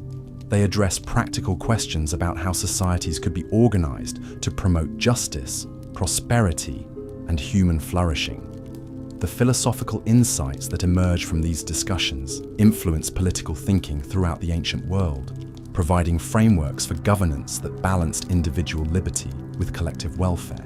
The artistic achievements sponsored by her patronage created new forms of creative expression that combined Egyptian traditions with international influences, producing works of lasting beauty that captured the cosmopolitan spirit of her reign. The painters, sculptors, musicians, and poets who worked under her direction developed innovative techniques and styles that influenced artistic development across the Mediterranean region. These cultural achievements provided inspiration for creative works throughout the ancient world, while also preserving Egyptian artistic traditions that might otherwise have been lost during periods of political upheaval. Her innovations in communication technology improved the flow of information throughout her kingdom and beyond, as new methods for message transmission enabled more efficient coordination between distant territories, while also facilitating the commercial correspondence that supported international trade. The postal systems she established became models for information management that were adopted throughout the Roman Empire, creating networks that enhanced both governmental administration and private communication. Her understanding of information as a strategic resource influenced intelligence gathering and diplomatic communication practices that extended far beyond her own lifetime. The industrial developments she promoted established Egypt as a producer of high-quality manufactured goods that competed successfully in international markets. as workshops operating under royal patronage developed new techniques for textile production, metalworking, and craftsmanship that created products prized throughout the ancient world. These manufacturing innovations provided employment for urban populations, while also generating export revenues that supported her other governmental initiatives. The industrial methods she pioneered influenced production techniques throughout the Roman Empire, enhancing both economic productivity and product quality. The transportation network she developed connected previously isolated regions of Egypt, while also linking the kingdom more effectively with international trade routes, as new roads and improved harbour facilities made it easier for goods and people to move throughout the country and beyond. These infrastructure investments created economic opportunities in rural areas, while also strengthening Egypt's position as a crucial link between different regions of the ancient world. The transportation system she established continued to facilitate commerce and communication long after her political authority had ended. The scientific instruments and measurement standards she promoted in Alexandria influenced technical development across the Roman Empire, as Egyptian innovations in astronomy, mathematics, and engineering were adopted by scholars and craftsmen in distant provinces. The precise calendrical calculations developed by her court astronomers improved agricultural planning and commercial scheduling throughout the Mediterranean region, while the mathematical techniques pioneered in Alexandrian schools provided tools for architectural and engineering projects that enhanced urban development across the empire. Her diplomatic achievements extended far beyond the famous relationships with Julius Caesar and Mark Antony, encompassing a comprehensive network of international alliances that positioned Egypt as a major power in ancient geopolitics. The treaties she negotiated with rulers throughout the known world created frameworks for peaceful cooperation that promoted trade, cultural exchange, and mutual security. Her diplomatic innovations influenced international relations throughout the ancient world, establishing precedents for negotiation and treaty-making that were adopted by subsequent civilizations. The naval innovations developed under her direction revolutionized maritime technology throughout the Mediterranean basin, as Egyptian shipbuilders, working with royal support, created vessels that incorporated improved hull designs, navigation equipment, and cargo capacity that enhanced both military and commercial capabilities. These technological advances enabled more efficient transportation of goods and people across vast distances, opening new possibilities for trade and exploration that expanded human knowledge of geography and natural resources. Her contributions to women's roles in society, while constrained by ancient attitudes, nevertheless provided examples of female capability that influenced perceptions of women's potential throughout the Roman world. The women who served in her administration demonstrated competence in fields traditionally reserved for men, while her own example of combining traditional feminine roles with political authority offered a model that inspired subsequent generations. Her legacy in this regard helped create gradual changes in attitudes toward women's participation in public life that persisted long after her reign had ended. The religious policies she implemented demonstrated sophisticated understanding of spirituality as both personal experience and social institution, creating an atmosphere of tolerance that reduced conflicts between different ethnic and cultural groups within her kingdom. Her approach to religious diversity became a model for later rulers governing multicultural populations, showing that respect for different spiritual traditions could strengthen rather than weaken social unity. The religious innovations she promoted influenced spiritual development throughout the ancient world, contributing to the gradual evolution of more inclusive and cosmopolitan forms of worship. The cultural synthesis she achieved between Egyptian, Greek, and Roman traditions created new forms of civilization that combined the best elements of different societies while preserving the distinctive characteristics that made each culture valuable. This synthetic approach to cultural development influenced the evolution of Roman civilization itself, as Egyptian influences gradually transformed imperial culture in ways that enhanced its sophistication and appeal. Her example demonstrated that cultural diversity could be a source of strength rather than division. providing models for multicultural societies that extended far beyond the ancient world. The economic policies she implemented created unprecedented prosperity for all levels of Egyptian society, as her reforms in taxation, trade regulation, and resource management ensured that the benefits of economic growth were shared broadly rather than concentrated among elites.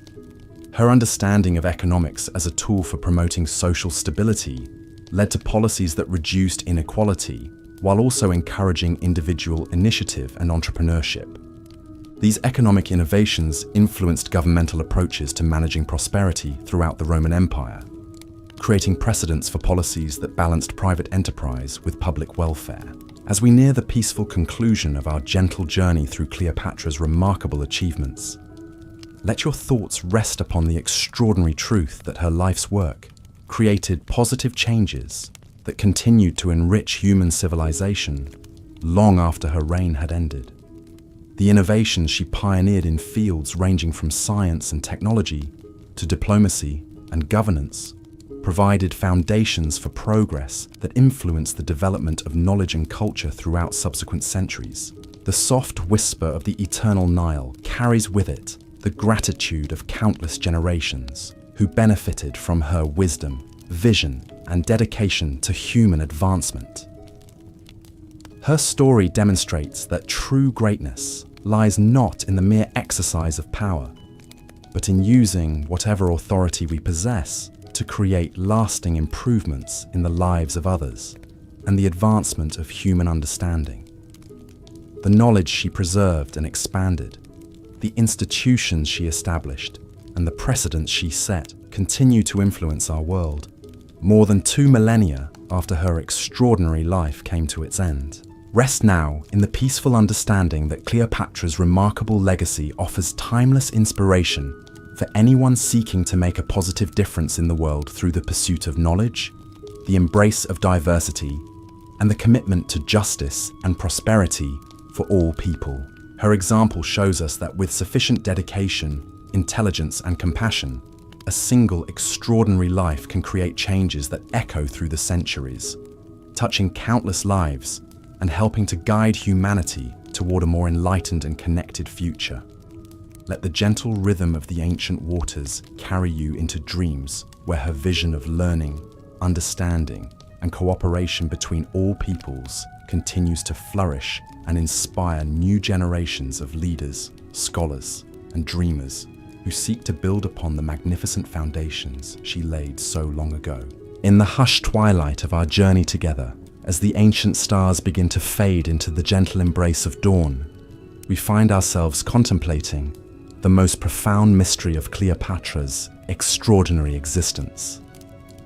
How does a single life, however brilliant, transcend the boundaries of mortality to become something eternal, something that continues to whisper wisdom across the vast expanse of centuries? Picture her now in those final moments of conscious thought, as the venom coursed through her veins and the weight of 3 millennia of Egyptian civilization rested upon her closing eyes.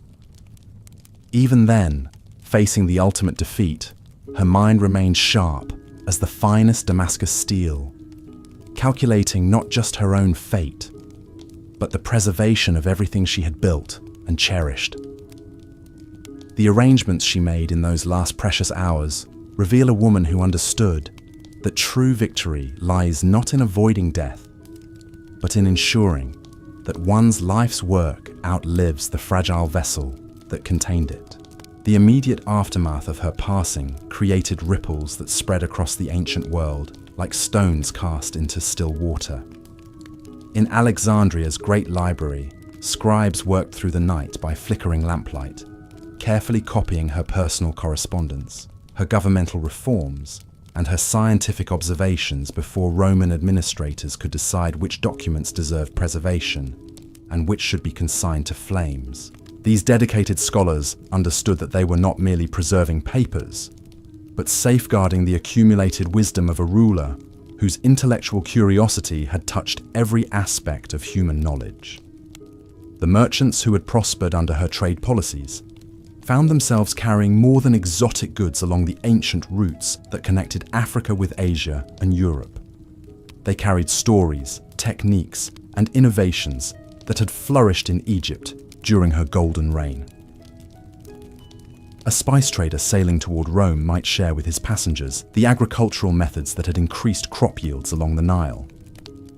A textile merchant crossing the desert wastes could describe the dyeing techniques that had made Egyptian fabrics the most prized in the known world. Through these countless small exchanges, her influence spread like seeds on the wind, taking root in distant soils where her name might never even be spoken. The women who had served in her administration faced uncertain futures as Roman rule transformed Egypt's governmental structure. Yet they carried within themselves proof that female intellect could match any challenge that leadership might present.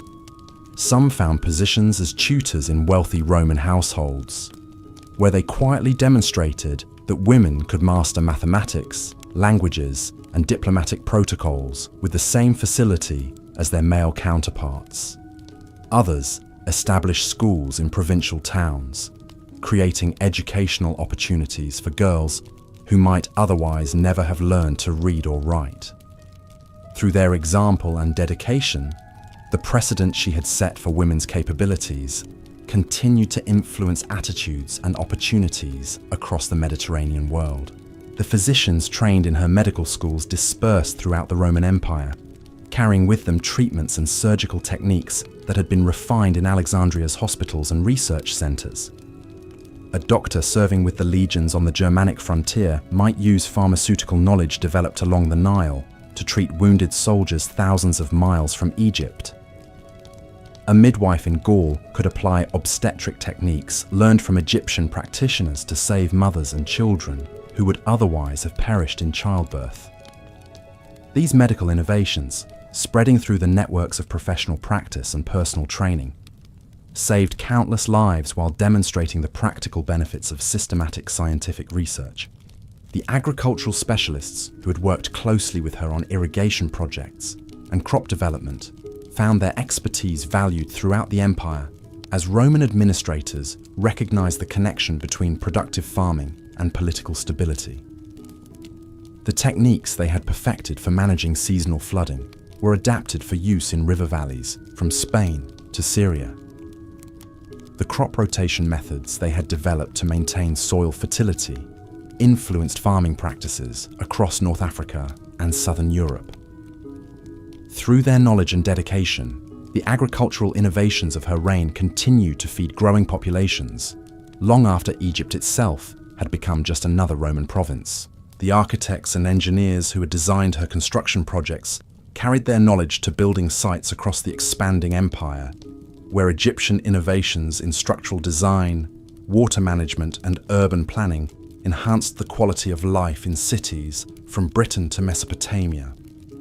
The harbour installations that had made Alexandria one of the ancient world's greatest ports became models for maritime infrastructure throughout the Mediterranean. The public buildings that had graced Egyptian cities influenced architectural styles that combined functionality with aesthetic beauty in ways that enhanced both practical utility and civic pride. Her innovations in diplomatic protocol and international negotiation became part of the standard practices that Roman administrators adopted when dealing with foreign rulers and diverse populations. The translation services she had developed to facilitate communication between different cultures provided frameworks for linguistic cooperation that helped the empire govern its multicultural territories more effectively. The ceremonial traditions she had established for receiving foreign dignitaries influenced imperial court practices that demonstrated Rome's power while also showing respect for other civilizations and their customs. The commercial networks she had established continued to function under Roman administration, connecting distant regions in trade relationships that promoted prosperity and cultural exchange throughout the ancient world. The banking systems she had developed to facilitate long-distance commerce provided models for financial institutions that supported economic growth across the empire. The quality standards she had established for Egyptian manufactured goods influenced production techniques that enhanced both product reliability and consumer confidence in markets from the Atlantic to the Indian Ocean. The naval innovations pioneered in her shipyards influenced maritime technology throughout the Roman world, as her designs for improved hull construction, sail configuration, and cargo capacity were adopted by builders working in harbors from the Black Sea to the Atlantic coast. The navigation techniques developed by her admirals enabled more accurate long-distance voyages that opened new trade routes and exploration opportunities. The maritime legal codes she had established for resolving disputes and regulating commerce provided frameworks for international shipping that reduced conflicts and promoted peaceful cooperation between merchants from different regions. The scientific instruments and measurement standards developed in Alexandria during her reign influenced technical development across the Roman Empire, as Egyptian innovations in astronomy, mathematics, and engineering were adopted by scholars and craftsmen throughout the Mediterranean world. The calendrical calculations perfected by her court astronomers improved agricultural planning and religious observances in regions far from the Nile Valley. The mathematical techniques pioneered in Alexandrian schools provided tools for architectural projects, military engineering, and commercial accounting that enhanced both governmental efficiency and private enterprise. The preservation of historical records and cultural artifacts that she had mandated ensured that future generations would have access to the accumulated wisdom of ancient civilizations that might otherwise have been lost during periods of political upheaval. The archives she maintained provided invaluable resources for later historians, administrators, and scholars who sought to understand the complexities of governing diverse populations across vast territories. Her commitment to documenting contemporary events and preserving ancient knowledge influenced record-keeping practices throughout the Roman world, creating standards for historical documentation that enhanced both governmental accountability and scholarly research. The educational methods she had developed continued to influence teaching practices throughout the ancient world, as the schools she had established provided models for instruction that combined practical skills with cultural literacy. The emphasis she had placed on multilingual education created generations of administrators, merchants, and scholars who could communicate effectively across cultural boundaries. The libraries she had expanded continued to serve as centers of learning that attracted students from across the known world, preserving and transmitting knowledge that enriched human understanding for centuries to come. The festival traditions and public celebrations she had organized provided models for community building that were adapted by cities throughout the Roman Empire, as administrators recognized the importance of shared cultural experiences in maintaining social cohesion among diverse populations.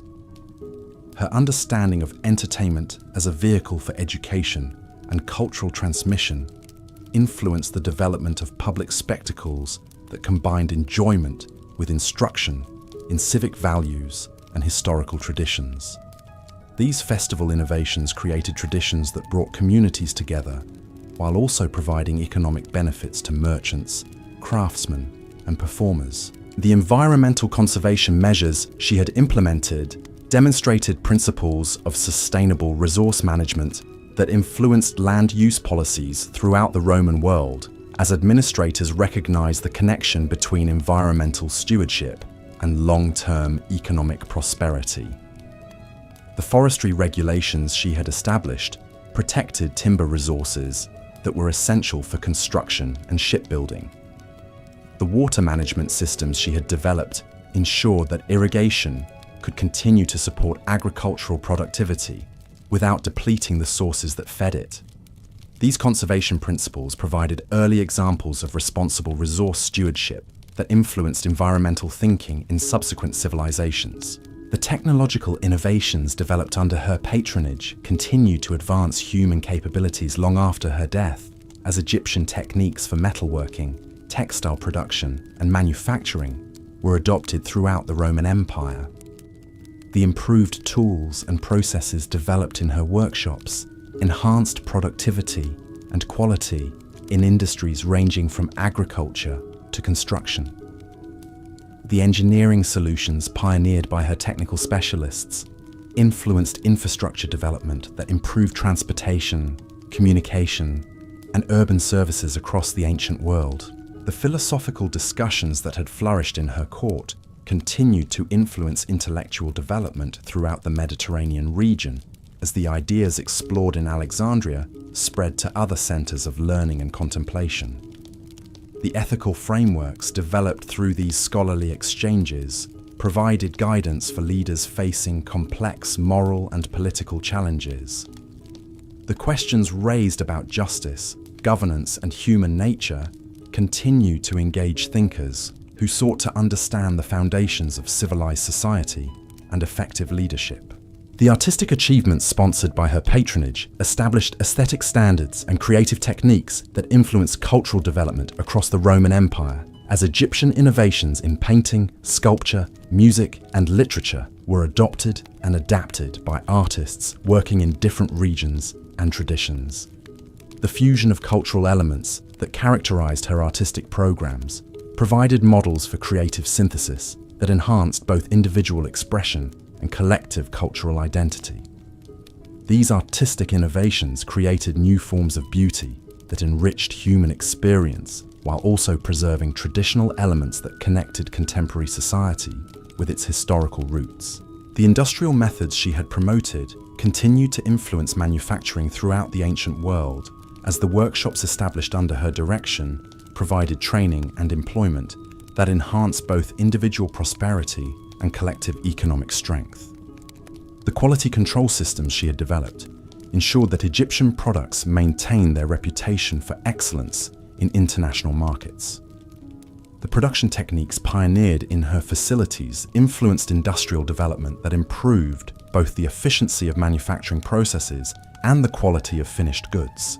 The transportation systems she had developed continued to facilitate movement of people and goods long after her political authority had ended, as the roads, harbors, and communication networks she had established provided infrastructure that supported commerce and administration throughout the Eastern Mediterranean. The engineering standards she had established for construction projects influenced the development of similar facilities across the Roman Empire. The maintenance procedures she had implemented ensured that these transportation systems could continue to function effectively under changing political circumstances. The diplomatic relationships she had cultivated with rulers throughout the known world created networks of international cooperation that persisted even after Egypt's incorporation into the Roman Empire. The treaties she had negotiated provided frameworks for peaceful interaction that reduced conflicts and promoted mutual prosperity. The cultural exchanges she had sponsored created lasting connections between different civilizations that enriched human understanding and knowledge. These diplomatic innovations influenced international relations throughout the ancient world, establishing precedents for negotiation and cooperation that were adopted by subsequent generations of leaders.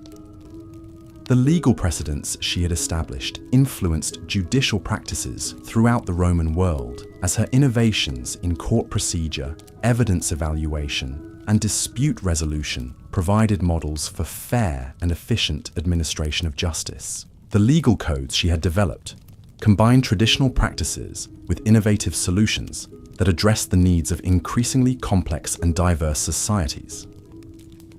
These judicial innovations created frameworks for protecting individual rights while maintaining social order, establishing principles that influenced legal development for centuries to come. The commercial regulations she had implemented provided standards for business conduct that promoted fair dealing and reduced conflicts in international trade, as merchants throughout the Mediterranean region adopted the practices she had established for contract negotiation, quality assurance, and dispute resolution. Her understanding of economics as a tool for promoting peaceful cooperation influenced trade policies that created mutual benefits for all participants in commercial relationships. These economic innovations established precedents for business practices that enhanced both individual prosperity and collective economic stability.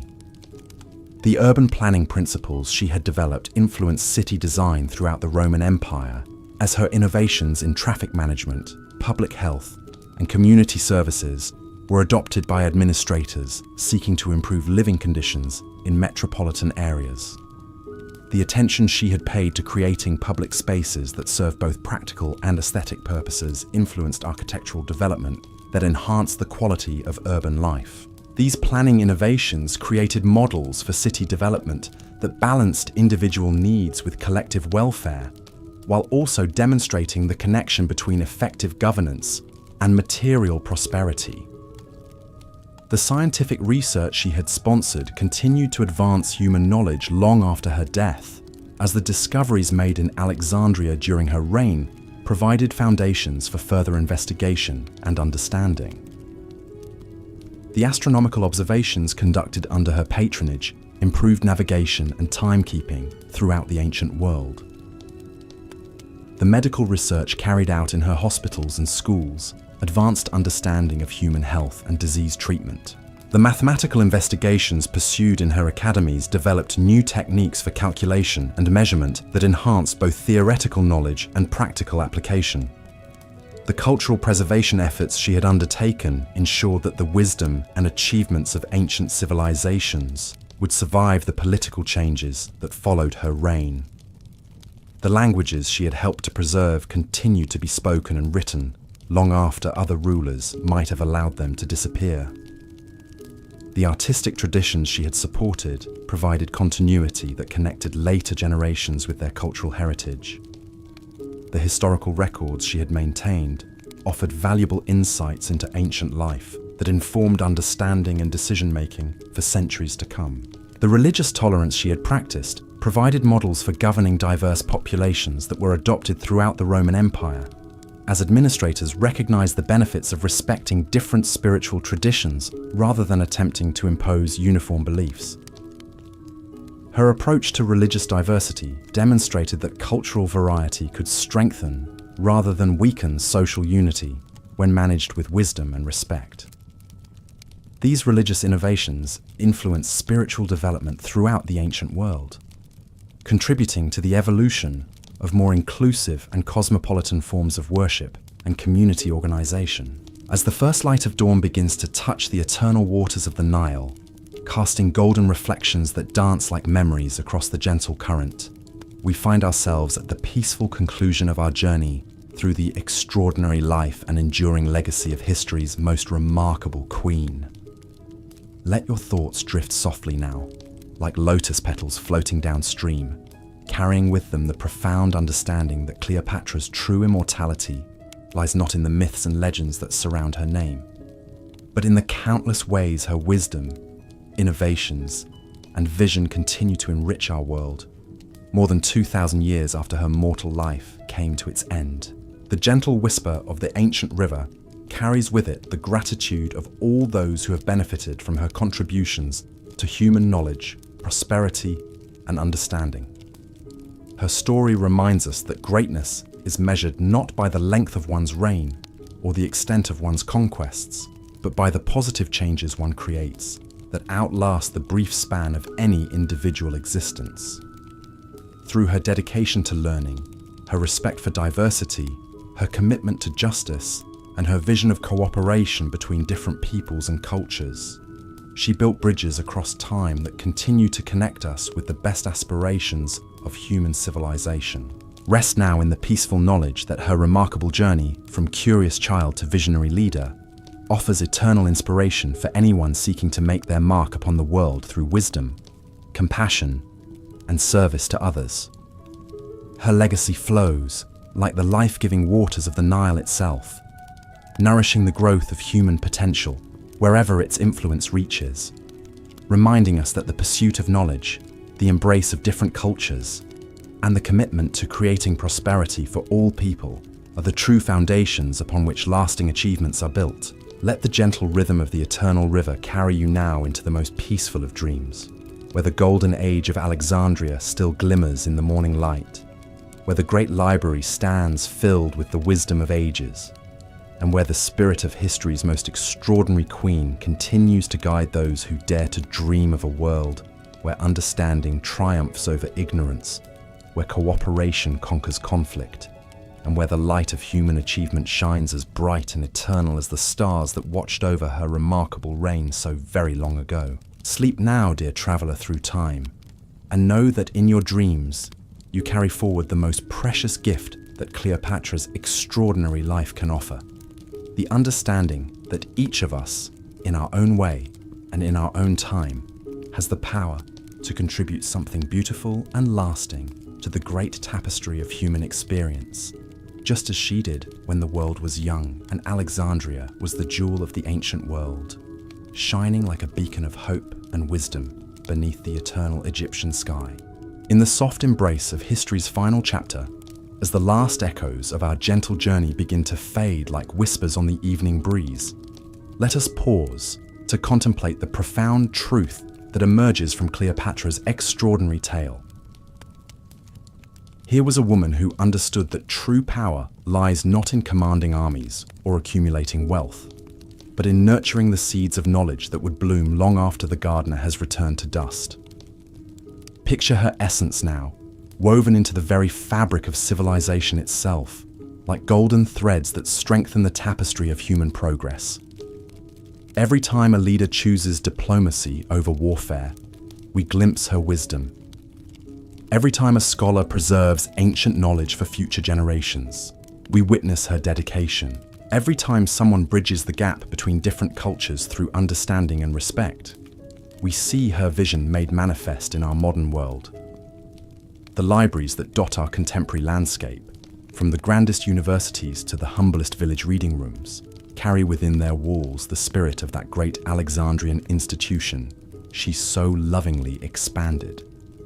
The books that line their shelves, written in dozens of languages and preserving the thoughts of countless civilizations, reflect her understanding that knowledge belongs to all humanity, not merely to the privileged few who happen to be born into positions of power and influence. The international organizations that work today to promote peace and cooperation between nations follow principles she pioneered when she sought to create lasting alliances based on mutual benefit, rather than conquest and subjugation. Her understanding that different peoples could work together while maintaining their unique identities provides a blueprint for harmony that remains as relevant today as it was in the ancient world. The women who serve as leaders in every field of human endeavor, from science and medicine to politics and business, walk paths that she helped to illuminate through her own remarkable example of combining intellectual brilliance with compassionate governance. Though the barriers she faced were different from those encountered by modern women, her demonstration that feminine wisdom could guide entire civilizations continues to inspire those who seek to shatter glass ceilings and expand opportunities for all people, regardless of gender.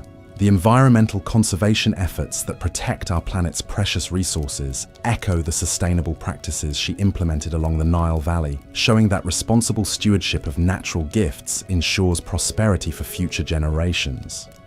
Her understanding that short-term exploitation leads to long-term disaster offers guidance for addressing the ecological challenges that face our interconnected world.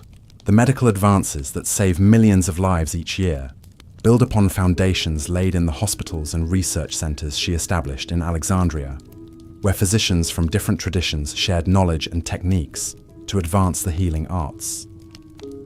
The pharmaceutical innovations that emerge from modern laboratories follow research methodologies she pioneered when Egyptian scholars systematically studied the properties of plants and minerals to develop new treatments for human ailments. The communication technologies that connect our global civilization in ways she could never have imagined still follow principles she understood about the importance of information sharing and cultural exchange. The internet that spans our world like an invisible web of knowledge reflects her vision of universal access to learning and understanding, though she achieved it through scrolls and scribes rather than fiber optic cables and satellites. The agricultural techniques that feed our planet's growing population incorporate innovations she developed to maximize crop yields while preserving soil fertility, demonstrating that ancient wisdom can still guide modern practice. The irrigation systems that bring water to arid regions follow engineering principles her specialists perfected along the banks of the life-giving Nile. The architectural marvels that grace our cities, combining beauty with functionality in ways that enhance both practical utility and spiritual inspiration, reflect design principles she championed when Alexandria became the jewel of the ancient world. The public spaces that bring communities together for celebration and learning echo the festivals and gatherings she organized to strengthen social bonds among diverse populations. The educational institutions that provide learning opportunities to children, regardless of their background, fulfill the vision she held of knowledge as a birthright rather than a privilege, ensuring that human potential can flourish wherever it appears. The emphasis modern schools place on multilingual and multicultural education reflects her understanding that true wisdom requires appreciation for the full spectrum of human experience and achievement. The scientific expeditions that explore our planet's most remote regions and venture into the depths of space follow the same spirit of curiosity that drove her to sponsor voyages of discovery into unknown territories. The maps they create and the knowledge they gather continue the work she began of expanding human understanding of our world and our place within it. The museums and cultural centers that preserve artistic treasures for future generations reflect her commitment to maintaining the creative achievements that express the highest aspirations of human civilization. The paintings, sculptures, and musical compositions they house continue traditions she nurtured when Alexandria became a beacon of artistic innovation and cultural synthesis. The diplomatic protocols that govern international relations still incorporate techniques she developed for negotiating between different cultures and interests, showing that respectful dialogue can achieve more lasting results than force or intimidation. The treaties that maintain peace between nations follow frameworks she established for creating mutual benefit through cooperation rather than zero-sum competition. The economic systems that promote prosperity through trade and cultural exchange build upon networks she created to connect distant regions in relationships that enriched all participants. The global marketplace that characterizes our modern world reflects her understanding that economic cooperation creates stronger bonds than political domination ever could. The legal frameworks that protect individual rights while maintaining social order incorporate principles she established for balancing personal freedom with collective responsibility. The courts that dispense justice according to consistent standards rather than arbitrary power follow precedents she set for fair and impartial administration of law. As the gentle currents of the eternal Nile carry our story toward its peaceful conclusion, let your mind rest upon the beautiful truth that Cleopatra's greatest achievement was not the preservation of Egyptian independence for 2 decades, but the creation of ideas and innovations that have enriched human civilization for more than 2 millennia. Her true monument is not built of stone or bronze, but of the countless lives that have been improved by the knowledge she preserved, the methods she developed, and the vision she shared of what humanity could accomplish through wisdom, cooperation, and dedication to the common good.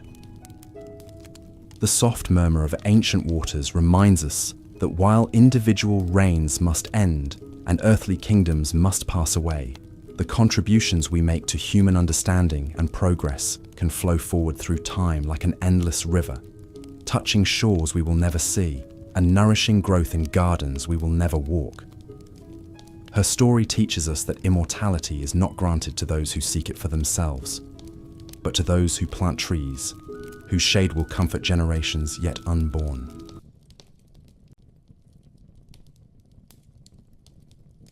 And now, the story ends. Thank you for joining me tonight on the Sleepy History channel. We've traversed the luminous yet tragic life of Cleopatra, a queen whose brilliance shaped empires and whose wisdom still ripples through time like the Nile itself. Until our next journey together, rest well, dream sweetly, and remember, true immortality lies not in crowns or monuments, but in the knowledge we share, the kindness we give, and the light we pass forward to those who will come after us. Good night.